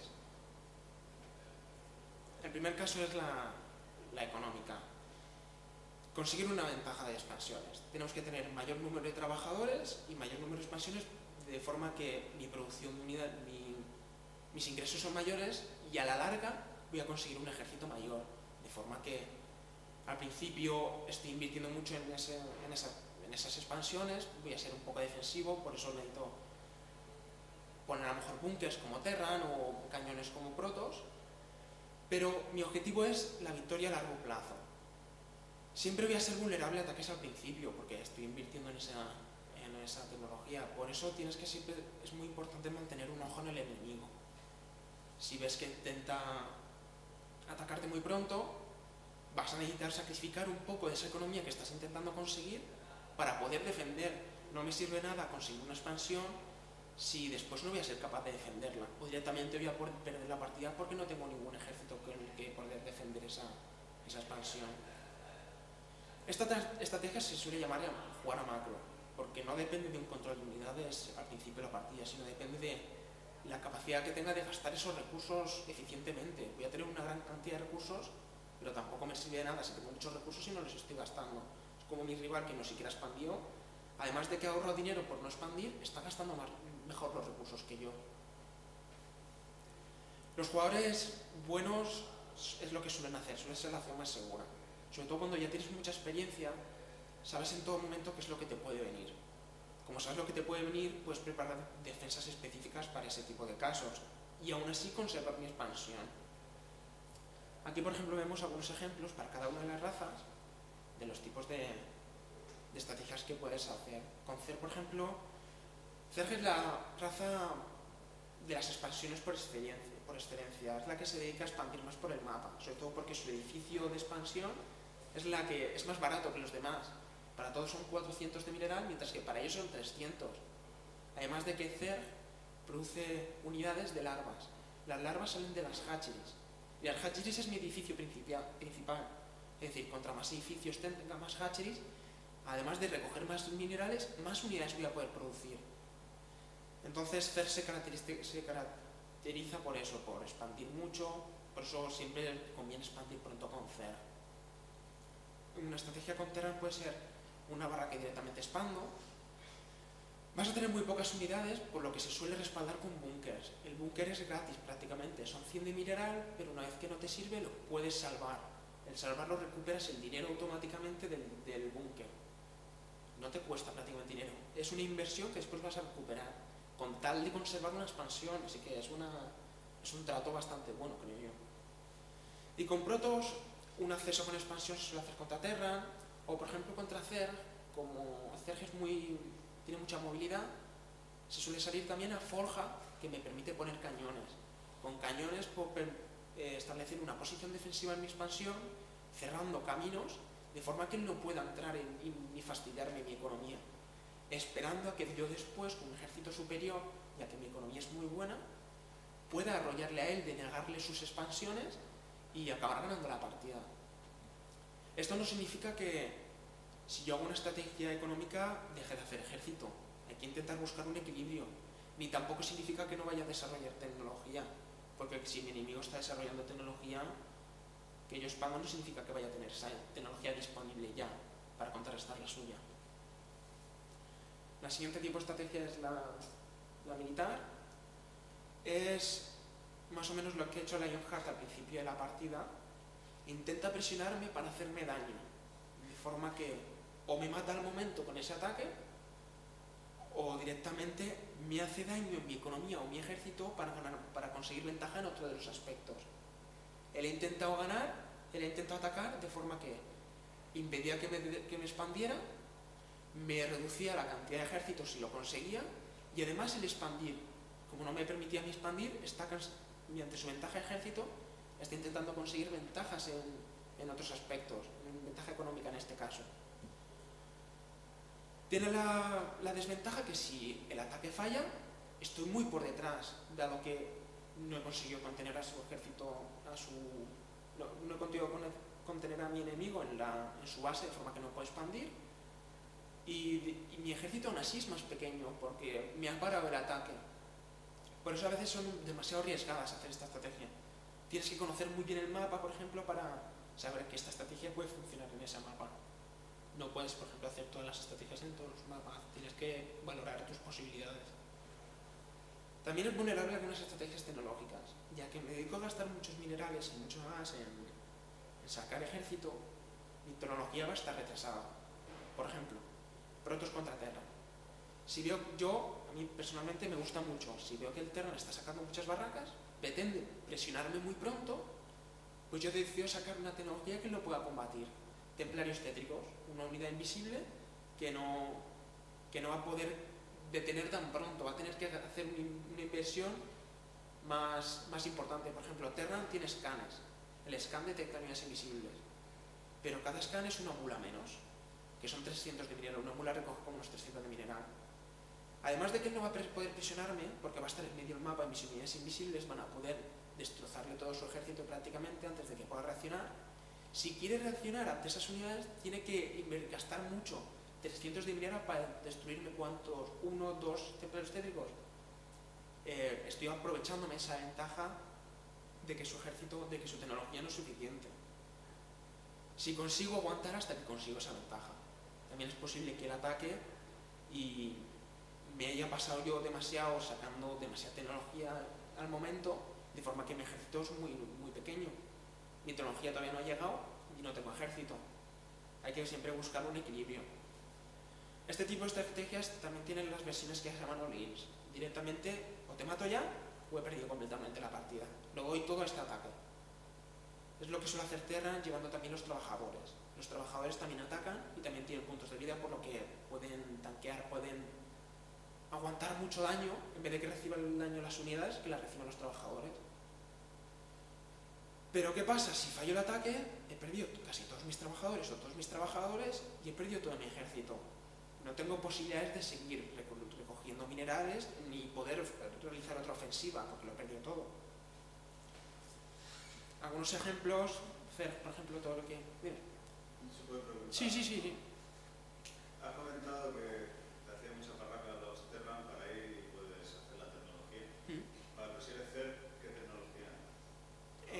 El siguiente caso son los tecnológicos. Ahora puedes ver, a ti te gusta hacer una estrategia mucho que es tecnológica, así que lo verás. Bien, ahora. Estrategias militares, por ejemplo, Zerg, el Bailin Bus, sacas Bailins, Pestelins, de forma que rompes la barrera que forman las demás razas y le entras a la base con unidades muy rápidas, de forma que le puedes dañar mucho la economía. Si no haces un daño suficiente, estás por detrás, ya que Zerg necesita normalmente una expansión. En este caso no estamos expandiendo para nada, estamos intentando dañar al enemigo lo antes posible, de forma que conseguimos la ventaja. Suele ser arriesgado y contra jugadores buenos, en el momento que lo ven consiguen defenderlo bastante fácil. Todas estas estrategias cuentan con un factor sorpresa, de que si no te lo ven puedes hacer mucho daño, si te lo ven pueden defender a tiempo antes a esas estrategias. En caso de Terran, lo que he dicho, 3 barracas y trabajadores es muy potente, pero te deja también muy atrás si no consigues el daño suficiente. Y con protos lo que se llama 4 wargates, 4 accesos sacando unidades continuamente, o 3 accesos, una robótica, sacando también unidades constantemente. Y ahora viene lo que se llama la estrategia tecnológica. Consiste en sacar una ventaja en composición de ejército o en dañar los otros aspectos del juego, la economía o el ejército rival. Con ventaja de composición de ejército significa que en el momento que nos enfrentemos, yo tengo las unidades correctas para combatir sus unidades. Es más cara mi tecnología, pero aunque sea más cara, es lo que pasaba antes con los colosos. Los colosos es una tecnología muy avanzada, pero que va muy bien contra sus unidades de barraca, sus marines, sus persecutores. Entonces, como yo tenía esa ventaja, podía permitirme sacar ese tipo de unidades. O los otros tipos de estrategias es las tecnológicas que intento dañar la economía directamente al rival. Es lo que suele salir a mutaliscos, intentando dañar la economía. Es lo que llamaba la guerra de guerrillas, intentando dañar en diferentes sitios a la vez, de forma que tú poco a poco vas dañándole a él, de forma que tú te haces grande. Te expandes, mantienes, como estás incordiando mucho al rival, tienes la posibilidad de expandir. Es lo que dice aquí, pues permite expandir si atacas con dichas unidades, por ejemplo con Banshees, con Atropos. Puedes estar en la base del rival, mareándole, fastidiándole, matándole cantidad de trabajadores, de forma que él no puede salir de su base. Si sale de su base, puede perder muchos trabajadores. De mientras, tú te aprovechas y tomas más expansiones, o sacas otro tipo de unidades que él nos espera. El problema es que sacar demasiada tecnología pues es arriesgado. Como bien he dicho antes, cuando yo saco los templarios cétricos, si me paso en la velocidad de sacar los templarios cétricos, mi ejército se ve muy mermado. Estoy gastando demasiados recursos en esa tecnología. De forma que un ataque prematuro del rival puede hacerme mucho daño sin permitirme directamente sacarle la tecnología. O en el momento que se atacó la tecnología, él me ha dañado tanto mi base que aún así sigo por detrás. Ya estoy por detrás, le puedo dañar un poco, pero ya no voy a hacer el daño suficiente. Como Zerg, por ejemplo, tenemos una base sacar mutaliscos, que le gusta mucho a Sergio. O sacar un Nidus, de forma que sacas unidades en la base del rival muy rápido, de forma que le dañas mucho su economía, abusas de la movilidad, tiene mucha movilidad, subidas muy rápidas y puedes empezar a hacer ataques en varios sitios a la vez. No puedes enfrentar directamente con su ejército, pero sí que puedes hacer pequeños ataques en diferentes sitios, obligándole a que separe su ejército. Separando su ejército quizás sí que puedas destrozar uno de sus ejércitos que ha separado. No todos juntos, pero sí una parte. No significa que hacer tecnologías haga solo tecnología. Por ejemplo, con el Nidus necesito tener unidades, porque el Nidus en sí no ataca. Me permite llevar las unidades a la base del enemigo, pero necesito esas unidades. No puedo hacer un gasto muy grande en otro tipo de cosas. Necesito el ejército. Con Terran todo lo que quieras, todo lo que signifique sacar unidades más avanzadas, se puede conseguir tecnología. Hay unas que se basan en conseguir una composición de ejército mejor, un corazón de ejército muy fuerte, o hacer las unidades que van fastidiando la economía del rival, como como pueden ser los Atropos, como pueden ser los Heredions, los Helions o los Reapers, que también son muy molestos. Con Protoss suele ser la raza con más tecnología del juego, entonces tienes bastantes posibilidades. Salir de una base con Colosos, tu ejército es muy pequeño, pero el ejército del rival tampoco va a ser muy grande, con la ventaja que tienes Colosos que hacen un daño en área muy grande, puedes destrozar el ejército rival muy pronto. O templarios tétricos, como he dicho, o altos templarios con las tormentas que también hacen mucho daño en una zona de un área. Y ahora vamos a pasar, si tenéis alguna pregunta, la parte de estrategia de la terminamos, si tenéis alguna pregunta. Ahora vamos a pasar un poco a cómo debo gastar esos recursos. Cómo debo gestionar mi base de forma que estoy haciendo el gasto óptimo en donde toca conseguir un mayor número de unidades o cosas de ese estilo. El primer paso que tenemos que tener es mantener los recursos bajos. Si voy manteniendo los recursos altos significa que no estoy gastando, lo estoy dejando en muchos sitios donde no estoy desaprovechando muchas cosas de las que podría hacer. El segundo caso es, aunque mantenga los recursos bajos, los estoy gastando donde debo. Quizás me estoy pasando en algunas cosas, o por ejemplo muchas veces pasa que en una barraca tú pones en cola. Tienes un marine y tienes después 4 marines esperando para hacerse. Es un caso muy malo porque realmente no estás gastando los recursos. Se está produciendo un marine y todos los demás son recursos, son 50 de mineral, 50 de mineral, 50 de mineral, que no se están gastando en ese momento. Están manteniéndose ahí esperando a que le toquen gastarse. Pero podéis estar gastando esos recursos en otro sitio, esperando a que el marine va a tardar 30 segundos en producirse. En los 30 segundos voy a conseguir los 50 de mineral siguientes para producir el marine. Es decir, no tengo por qué gastarlos al momento en 2 o 3 marines que no están saliendo. Para esto vamos a establecer una lista mental, una lista de prioridad, donde vamos a decir cuáles son los sitios correctos donde ir gastando en un orden y qué pautas tenemos que llevar para... A lo mejor estoy gastando recursos, pero no los estoy gastando, no se están produciendo unidades. Como por ejemplo pasa cuando nos quedamos bloqueados en el suministro. No sirve de nada estar gastando, tener 5 barracas si no puedo producir ninguna unidad porque estoy en el límite. Necesito producir casas, producir overlords, producir pilones para poder producir más. Esa es la primera regla. Si no puedo producir ni trabajadores ni unidades, estoy quedándome muy atrás respecto al rival, pero mucho, porque no puedo producir ninguna unidad en ese momento, durante un periodo de tiempo. Una vez que conseguimos, bueno, primero tampoco hay que pasarse, tampoco vale poner 10 suministros y me olvido después, porque esos 10 suministros, a lo mejor 7 no se están utilizando hasta dentro de un rato, ese hueco que estás produciendo. Ahí no hay que pasarse. Lo segundo es siempre producir trabajadores. Eso va a facilitar que, ahora lo veremos, que tengamos una economía saludable. Producir unidades constantemente también es muy importante, porque si no, no voy a tener ejército. Y si me sobran recursos es cuando voy a poner edificios adicionales. Un ejemplo, tengo una barraca, estoy produciendo marines constantemente. Termino un marín, pongo otro, termino un marine, pongo otro, termino un marine, pongo otro. Exactamente igual con los VCs, con los trabajadores. Llegará un momento que mi producción de mineral sea mayor de la que estoy gastando. Pues en vez de poner en cola, lo que puedo hacer es empezar a gastar esos recursos en otra barraca, una valla de ingeniería para sacar mejoras, mejorar mi tecnología, expandirme. Cualquiera de esas decisiones está bien. Eso ya depende de la estrategia que hayas tomado, en qué quiero gastar, en más ejército, en la expansión, en tecnología. Pero tienes que gastar esos recursos en otras cosas. Pero priorizando siempre sacar unidades y sacar trabajadores. Y después hay otro tema que sería mirar más el minimapa, que no pertenece exactamente al macro, pero como vamos a establecer un patrón de buscar los edificios que están sin producir, después si me sobra dinero gastar los más edificios, como es un patrón vamos a incluir, si podemos, mirar el minimapa, que nos va a ayudar mucho a la hora de jugar, a la hora de tener un control del mapa, ver dónde está mi rival, ver que tengo muy poca visión, intentar distribuir más la visión por el mapa y conocer más cosas. Vamos a detallar un poquito más cada uno. Como he dicho, la producción constante de trabajadores nos asegura tener una buena economía.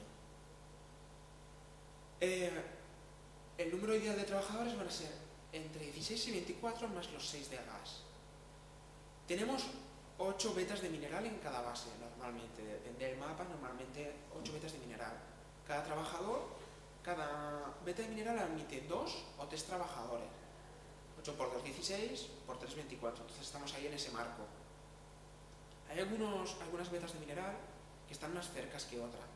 Las que están más cerca solo admiten 2, porque el tiempo que gastan en trayecto es menor que si estuviera más lejos en mineral. Por eso las lejanas son 3 trabajadores más o menos. Pero llega un momento que a partir de los 16, por ejemplo, cada VCE o cada trabajador adicional no te va a aportar una mejora significativa. Es decir, yo con 16, como ahora veremos, aquí tengo una gráfica, vemos que más o menos hasta los 16 la gráfica se desarrolla hasta al mismo nivel, con la misma pendiente. Pero a partir de los 16 baja un poquito. Eso significa que hay un tiempo en el que cada VC extra pierde tiempo de recolección. No está exactamente todo el tiempo recolectando ni viajando de tu centro de mando al mineral. Por eso mismo que tendría sentido hacer más de 30 trabajadores en una sola base. En principio no, pero realmente sí que tiene, porque no estás planeando estar en una base durante toda la partida. Yo ahora mismo puedo estar en 40 trabajadores en una base. Esos 10 trabajadores extra no me están aportando nada adicional, pero en el momento que yo expanda, si yo paso la mitad de los trabajadores a la expansión, me va a dar el doble, es decir, 15, lo que daría 15 en una sola base por 2, de la otra forma, o 20 por 2, porque tenía 40, en vez de solo los 30 de una sola base. Hay gente que directamente para hacer trabajadores a 30.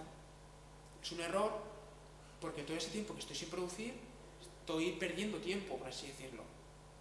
Si me puedo ahorrar hacer esos 10 trabajadores después, es decir, si los puedo hacer ahora en vez de hacerlos después, en el momento que haga la transferencia de trabajadores, voy a tener muchos más minerales que si entonces empiezo a hacer de nuevo, saturar a conseguir los 30 trabajadores de esa expansión. Por eso siempre es, hasta que no se tienen unos 80, 70 y tantos, no hay que parar. ¿Y cómo sueles hacer? Primero trabajadores, luego tropa. Sí, en el orden. Una cosa, luego En este orden. En este orden siempre. Por eso, primero el supli, el suministros. Porque no me sirve nada intentar sacar trabajadores unidades si directamente no puedo. Por eso vamos a intentar hacer un patrón en el que yo me dedico a mirar la esquina, miro a ver si estoy cerca de quedarme bloqueado, miro minerales, tengo muchos minerales, voy a intentar gastarlos en trabajadores y unidades. Vuelvo a mirar minerales, ¿me sigue sobrando? Vamos a poner edificios adicionales. Como cuando tú miras si estás produciendo o no produciendo, es en la parte baja de la pantalla donde tienes seleccionado el edificio. Vamos a acercarnos al minimapa que lo tenemos al lado. No nos cuesta nada desviar la mirada hacia ese sitio. Se me ha olvidado comentarlo, esto es solo para Terran y Protoss por ahora. Zerg, como no tiene producción de unidades mediante edificios, sino son larvas, voy a adaptarlos, tengo el caso específico un poquito más adelante. Cuando tienes unos 75 trabajadores, más o menos es el número exacto. No tienes un contador en la partida que te indique cuántos tienes. Si no sabes si tienes que parar, mejor no pares. No ser, si después miras la repetición y dices, vale, me he pasado, para la próxima vez ya lo sabes. Pero mejor pasarse que no quedarse corto. Pasarse lo único que va a hacer es que tenemos el límite de población de 200. Estamos gastando a lo mejor 100 en solo trabajadores. Nuestro ejército se va a quedar solo en un tamaño de 100 de población. Contra más trabajadores, menor es el tamaño del ejército que vas a tener. Por eso hay que tener un poco cuidado. Tampoco quiere decir que nos tengamos que quedar en 20 para tener 180 de población en el ejército, porque no vas a llegar.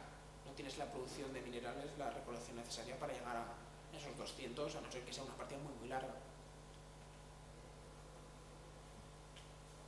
La producción constante de trabajadores siempre tenemos que intentar facilitarlo con las teclas rápidas, los números del 1 al 10, asignando edificios de forma que yo puedo pasar entre los diferentes edificios sin necesidad de estar mirando la base. Cuando yo selecciono los edificios, vemos que en la parte baja aparecen el edificio y un puntito blanco indicando que está produciendo una unidad. Si yo voy pasando entre los diferentes edificios, puedo ir mirando que todos tienen un puntito blanco. Si no, pues entonces automáticamente gasto minerales en producir una unidad. Pero solo una. Repito, totalmente prohibido poner en cola, si no estamos malgastando y es uno de los fallos más comunes, pero de los más gordos. En cuanto a qué edificios debo poner en cada tecla, eso ya es una cuestión de gustos. Yo, por ejemplo, juego con el juego en inglés, las teclas rápidas de producir unidades son diferentes que las de castellano. Tienes que intentar hacer que tu combinación te facilite, sea cómodo a la hora de hacer las unidades. Por ejemplo, en inglés, sacar sondas es la E. Pues yo utilizo el 4 y la E, que son dos teclas que están muy cercanas, de forma que es muy cómodo. 4, E, sonda. 4, E, sonda. 4, E, sonda.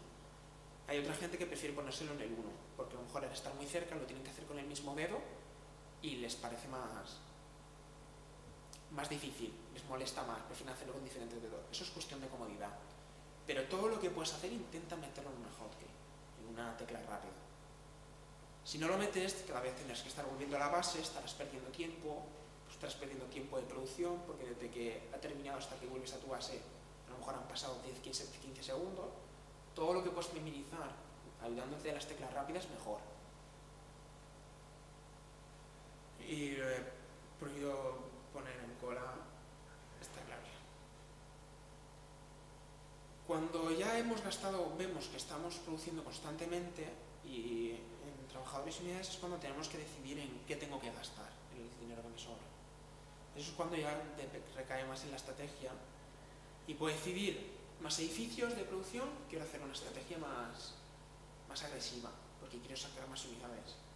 Como ya hemos visto, estás comprometido a atacar, porque si no el otro puede estar cogiendo expansiones, controlando temas del mapa, y si no atacas en momentos exactos o lo suficientemente pronto, puede ser demasiado tarde. Expandir, sobre todo esto con CERG es lo más importante. CERG, su edificio de producción, es la hatchery, el criadero. Además de ser el edificio de producción, es una base adicional. Por eso siempre viene mucho mejor poner los criaderos en expansiones. A no ser que estés contenido en tu base, que no puedas salir, entonces ya sí que lo puedes poner por ahí, por tu base principal. Pero no tienes ningún problema, no pasa nada porque lo pongas en una base adicional. Además de producir más unidades, tienes la posibilidad de recoger más minerales porque estás en una base adicional. O puedes aumentar tecnología, mejorar tus unidades que ya tienes, sacar algún tipo de unidad más importante, sacar algún tipo de unidad que pueda molestar, lo que hemos visto ya antes. Ahora viene para hacer. Para hacer la primera regla es exactamente la misma, no quedarse bloqueado. Pero ahora cambia. Como CERG depende de larvas, lo que tenemos que hacer es intentar, por una parte, mantener las inyecciones de larvas al día. CERG tiene lo que se llama la reina, que tiene una habilidad que sobre el criadero inyecta larvas de forma que a los 45 segundos salen 4 larvas adicionales, además de las que ya produce el criadero. Contra más tardemos en hacer esa inyección, más tiempo estamos retrasando más las larvas, estamos teniendo menos larvas en un tiempo exacto.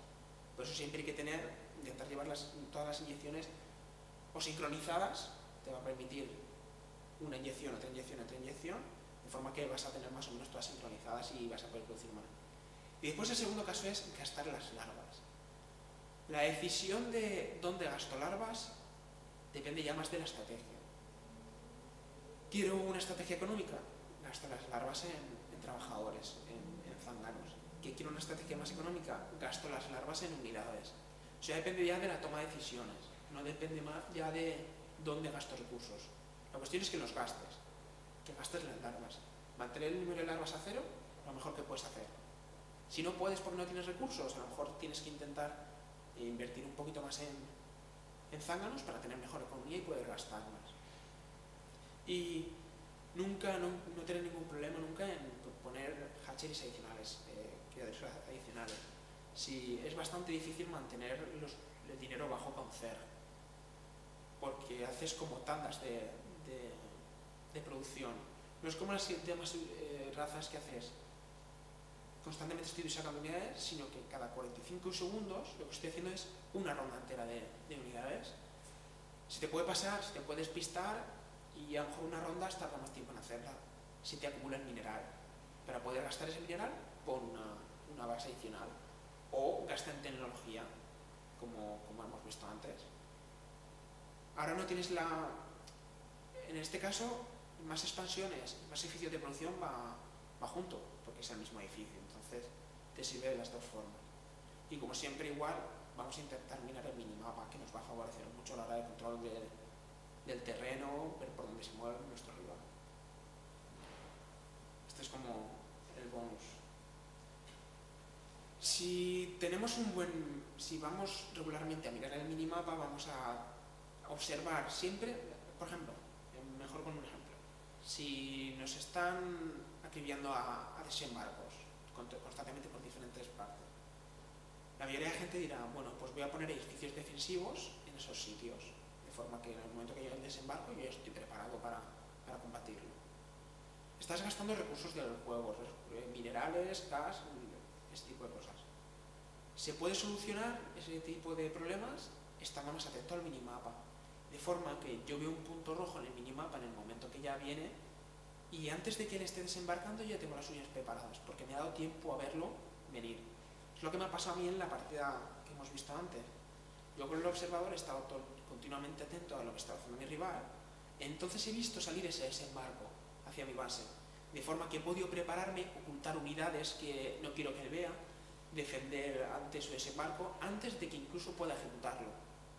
Él va a recibir más daño de lo que tú recibes, porque le has matado una unidad de transporte más todas las unidades que van dentro.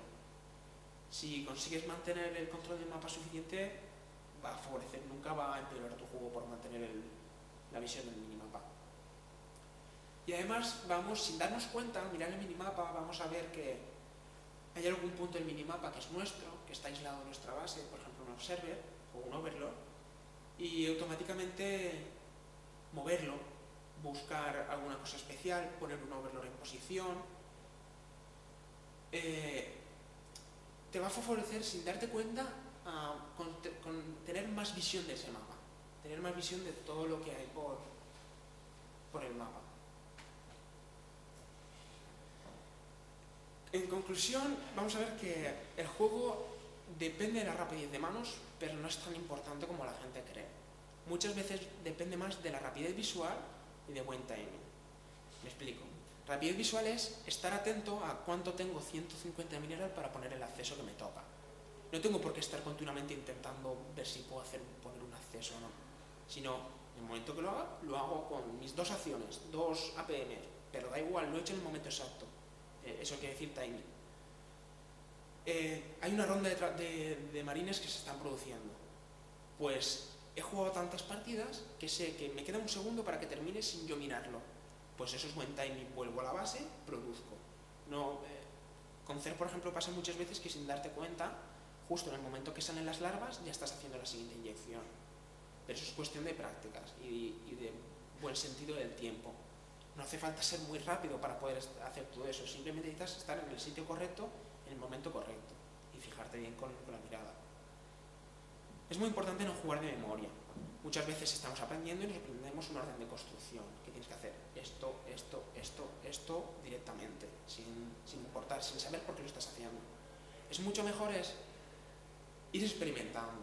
Yo empiezo a poner los edificios siempre siguiendo las reglas de macro. Cuando me sobra dinero, pongo el edificio. Cuando me sobra dinero, pongo el edificio. Entonces sabes exactamente por qué has puesto ese edificio. Porque me sobra dinero para poder producir más unidades, por ejemplo.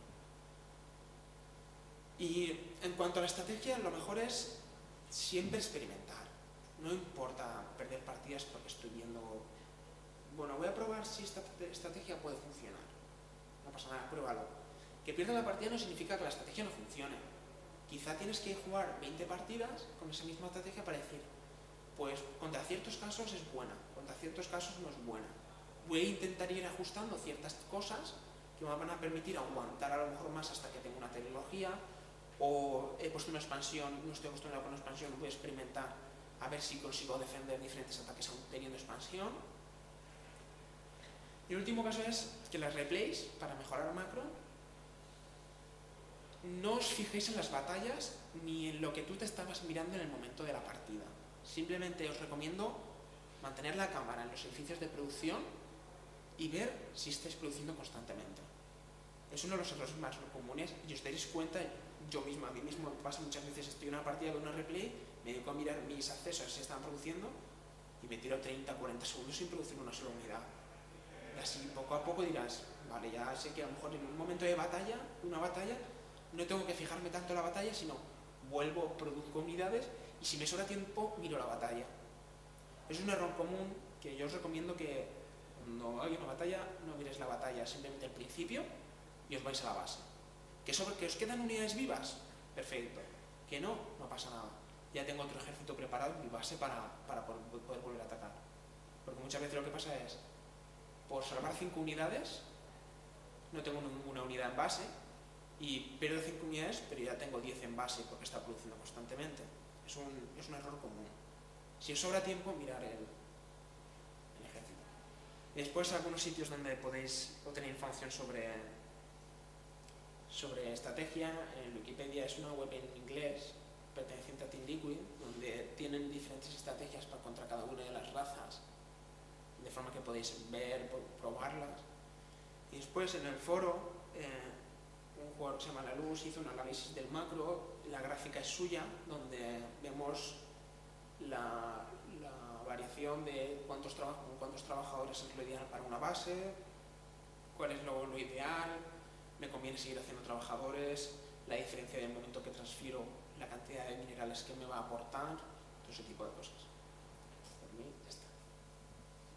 Si queréis alguna pregunta. ¿Qué diferencia hay entre un jugador muy bueno y un pro? Un jugador, a ver, los jugadores muy buenos, a partir de un nivel alto, todos tienen una macro perfecta, prácticamente perfecta. A partir del nivel es cuando entra la estrategia, donde entran los juegos mentales con el rival, engañarle que estoy haciendo ciertas cosas, mi estrategia es mejor que la suya porque es cómo contrarrestarla. Ahí es cuando entra ese tipo de historias, todo ese tipo de temas. En un nivel bajo del juego, mucha gente dirás, muchas partidas dirás, mierda, he perdido contra Dark Templars, contra templarios tétricos. Pero resulta que si hubieras llevado una macro buena, hubieras ganado la partida aunque te hubieran hecho templarios tétricos. Templarios tétricos es una de las estrategias que puedes hacer. Pero como la macro de los dos jugadores no es perfecta, ni mucho menos, va a ganar normalmente el que tiene mejor macro. No significa que vayas a ganar todas las partidas, pero sí un porcentaje mayor de las partidas las vas a ganar teniendo buen macro, sin importar de que voy a intentar fastidiar al enemigo, voy a intentar conseguir muchas expansiones, sino jugando normal, sino jugando algo muy, muy sencillo. Lo importante es tener buena macro y después ya entra en juego la estrategia. ¿Tienes alguna pregunta más? Si el Zerga siempre va a una segunda parte insular, independientemente de que le estén o no presionando, ¿eso cómo lo deberías tomar? ¿Tú qué piensas? O sea, yo jugando una partida contra todos, jugué y vi que se está haciendo una segunda parte al principio. Y bueno, al final luego me llegó con bucas y me reventó todo y tal, están rotos. Entonces no sé si ahí tendría que esperar a aprovechar por Padrine, atacarle justo al principio. Siempre que no veas que estás cambiando tu rival, significa que te puede venir con un ataque muy fuerte. Además, Cer, para producir más unidades, tiene las catches, como está explicando. Si le pone en su base, significa que no tiene plan de expandir muy pronto. Porque si no, directamente lo podría poner a su expansión, consiguiendo la cantidad de unidades igual, ¿sabes? No va a ser menor, no va a suponerle tener menos unidades, porque la ha puesto en su base. Es cuestión de sitio donde la ponga. Si la pones en su base, sabes que te va a venir con un gran ataque. Porque no. Es que es eso, voy a tener la opción de ponerlo en la expansión.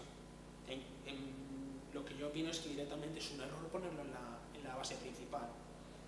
Porque tú puedes ponerlo en la expansión sin necesidad de enviar curros de trabajadores a la expansión.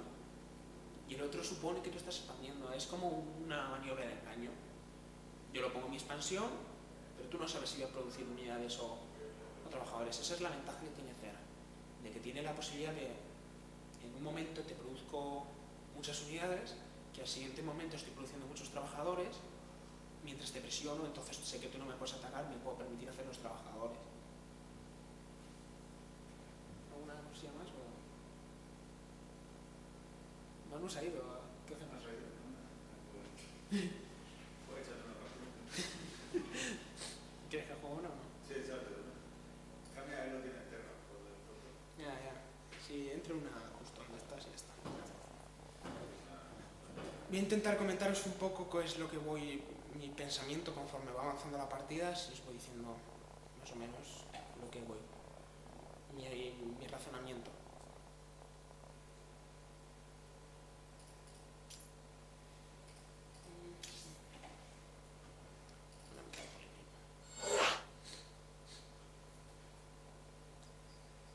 No sé si habrá mucha gente jugando ahora. Hay que esperar que entre alguien.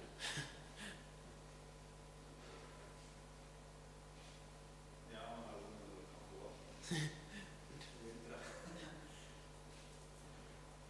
En el canal web a lo mejor hay alguien. No creo. Mira,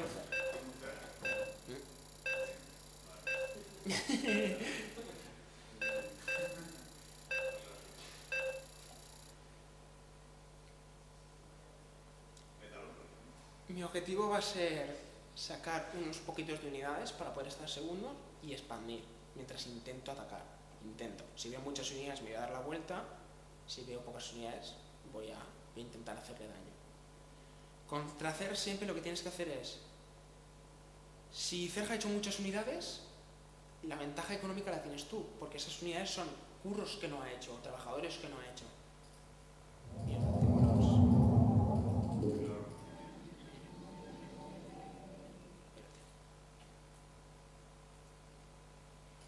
Así tienes excusa. los controles.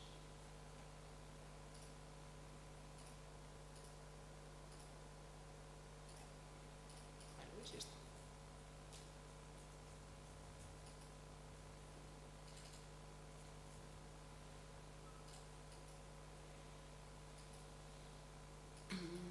Contra CER siempre hay que intentar bloquear la rampa, porque si no bloqueas la rampa, hacerles lo que sea.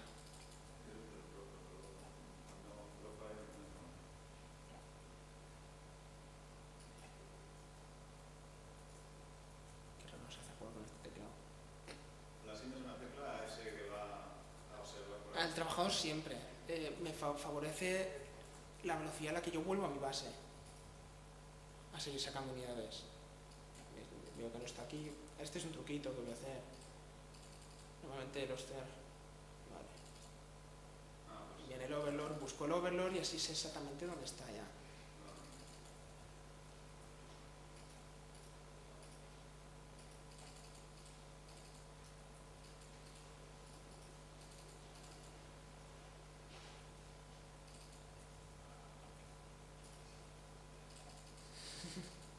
No es de la AGRA, así que ya sabemos que está aquí. Y no ha sacado ningún edificio de producción, así que yo por ahora estoy seguro. Sí. Es posible que quiera expandir pronto. Así que vamos a ver qué es lo que quiere hacer. Y este tío quiere intentar bloquearme que no chape. Vamos a marearle un poco.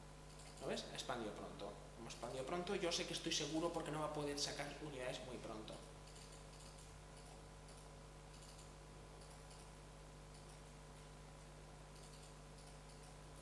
La batalla del trabajador gana pronto, ¿no? Ahí siempre. No, pero es que no me estaba atacando. Gana el otro. Sobre la técnicamente, si te dejan atacar al mismo tiempo, ¿sabes? ¿Se destruiría cualquiera de los objetos? No, gana el CER, porque la sonda no regenera escudos si está recibiendo daño. El CER, el zángano, regenera vidas si está recibiendo daño.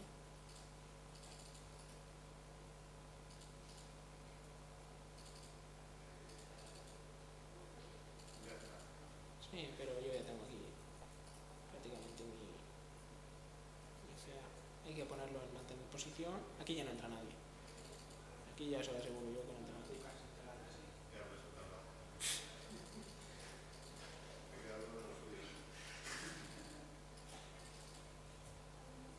¿Veis? Solo pongo en cola en el momento que está a puntito de terminar. ¿Por qué está cogiendo gas en los dos?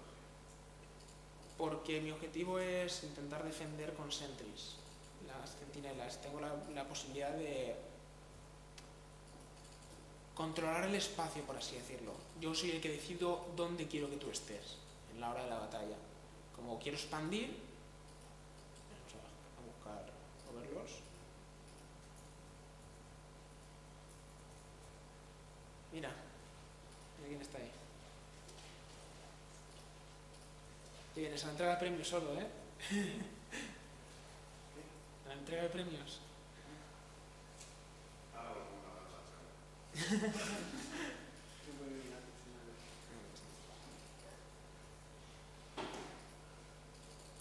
Bueno, no está viendo otro partido.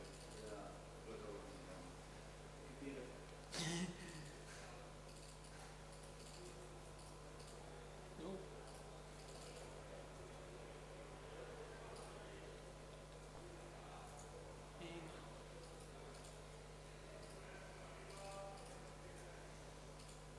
Ahora estos momentos de ciega, ni él sabe lo que estás haciendo tú, ni tú lo que... Pero como he expandido hay un tiempo en el que sé que él no va a estar haciendo nada extremadamente raro. Vamos a ver lo que tiene por ahí. Vamos a empezar a salir. No tengo mucho, pero yo estoy expandiendo. Vamos a ver qué es lo que tiene por ahí. Vamos a quitarle visión de la salada, cosas de ese estilo. Solamente toca esta. Tiene la siguiente, así vamos a ir para allá.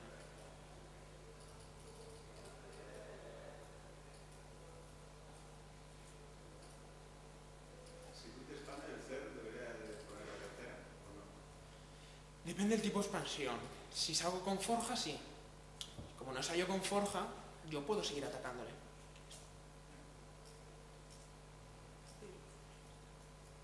Entonces, nunca conviene.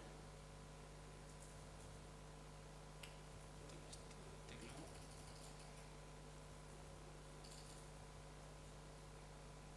Tengo trabajadores demasiados con expansión.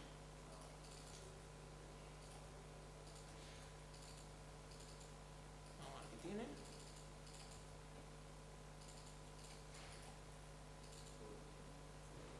Tiene unos poquitos raches, así que...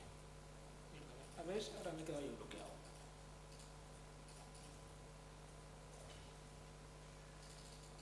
Yo simplemente con el movimiento de venir hacia su base, ya lo estoy forzando a sacar unidades, porque si no saca unidades, en el momento que le ataque va a perder.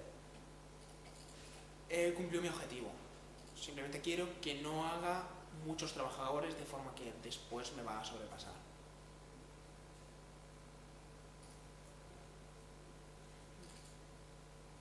Bien. Por querer darle el alt y mostrar las barras de vida. Bueno, este tiene más problemas. Ahora estoy lagueando. El otro le va súper lento. Ahora es cuando cae eso de espera. Hay un modo, si lo pones en modo ventana, pantalla completa, si haces alta angulación no peta, no hay ningún lag, es instantáneo, pero el rendimiento del juego baja. ¿Ves?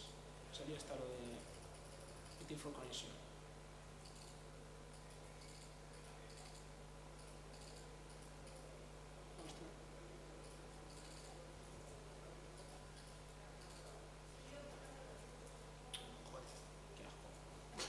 Estoy diciendo de todo el tío este sin darme cuenta. Se me está subiendo un poquito los minerales, así que ahora gastaré un poco más en ítems. No nos hemos enfrentado, así que...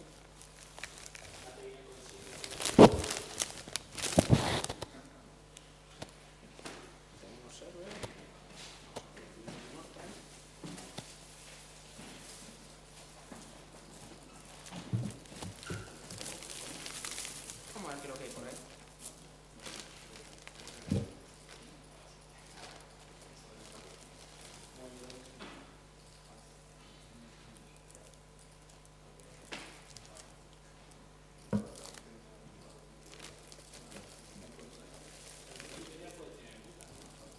Sí, pero yo tengo mucho antiaéreo. Mira. El mismo número de sentries que de mutas ganan las sentries.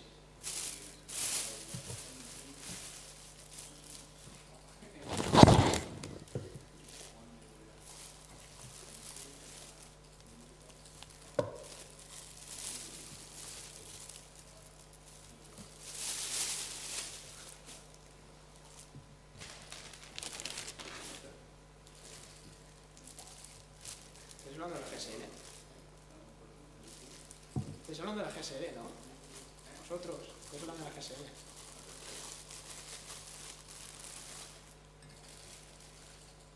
Entra, atrás, más atrás. Y ahí está.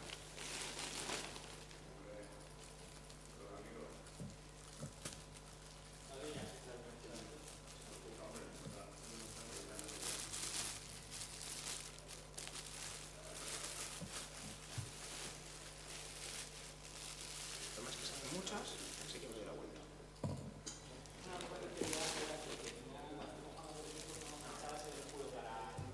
Ah, sí, a mí me pasa mucho. Como veo muchas cucarachas, vamos a sacar otro robot.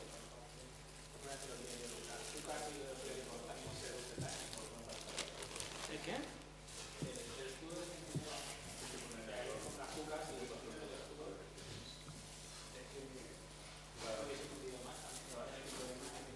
No te escucho.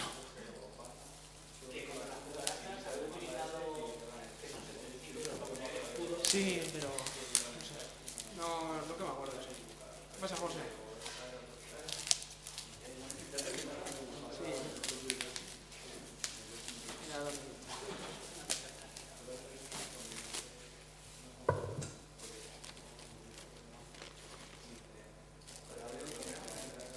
Eso se fue hace 2 semanas.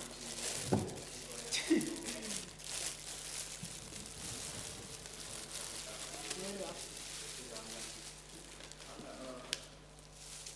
Así haces.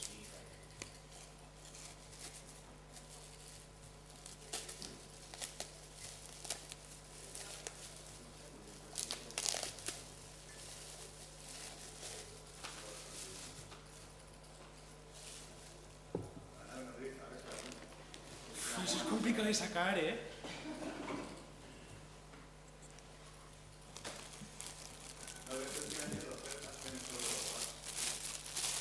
Por eso tengo 2 robotitos en vídeo.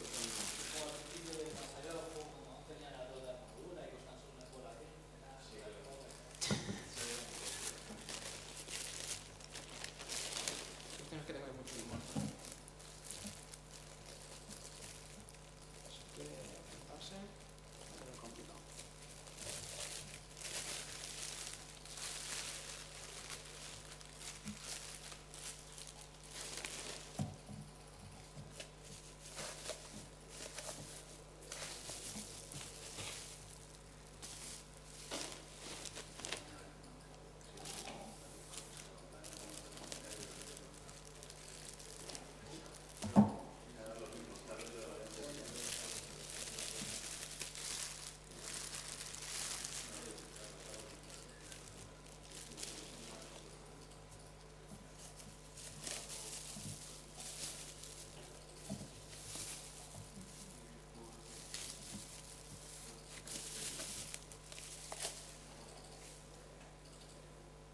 Adelante.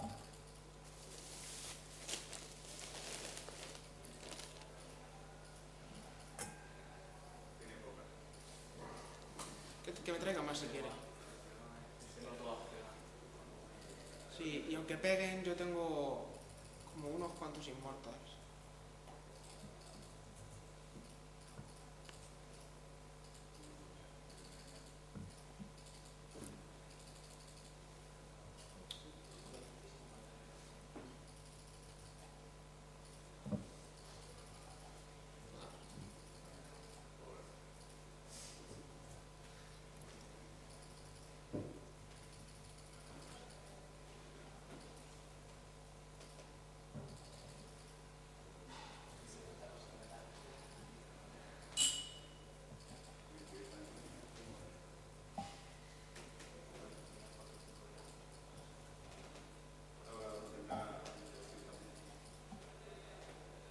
se evaporan.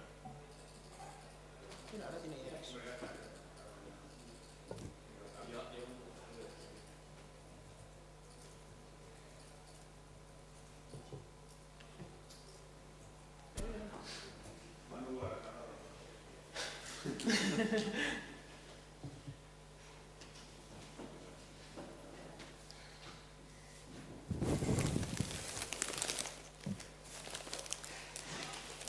Casi todo el rato no le dejas para mirar a la tercera, así que para mí era superior casi todo el rato. 94 trabajadores he hecho, ¿ves? Me pasa un poco.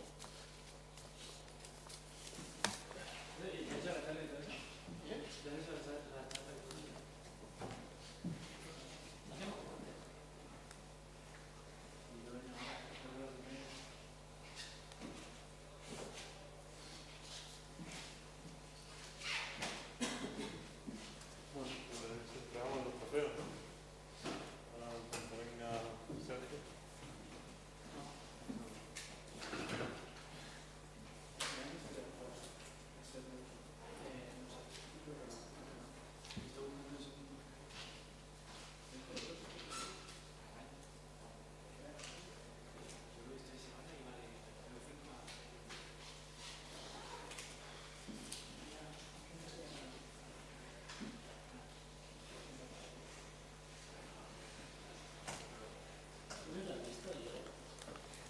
Sí.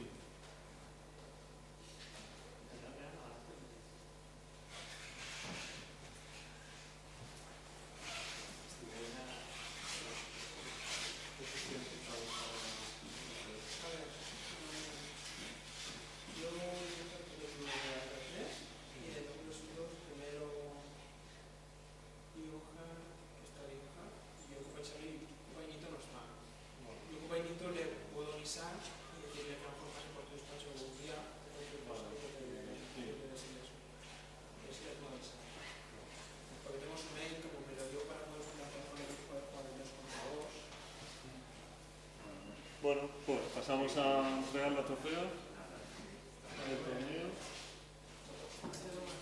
En el torneo individual de 1 contra 1, el tercer clasificado, que es Pepestio, que no ha podido asistir a recoger.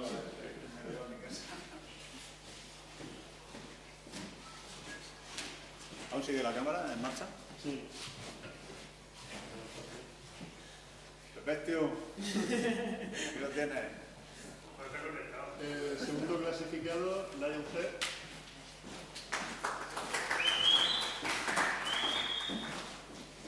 Por delante o por detrás. Fireball de plata.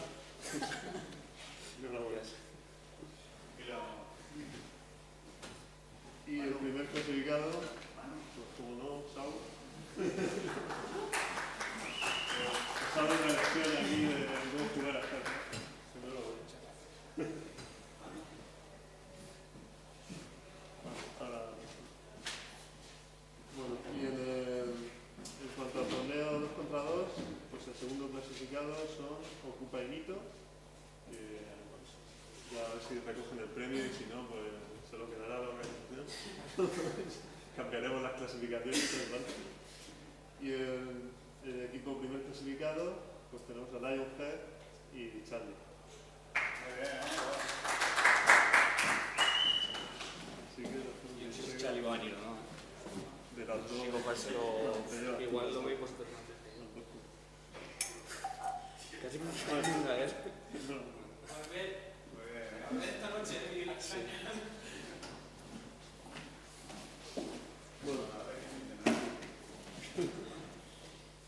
Bueno, pues nada, y ahora nos quedan pues unos pequeños detalles que ha traído aquí Sergio, cortesía de la empresa Son Sánchez. Vamos a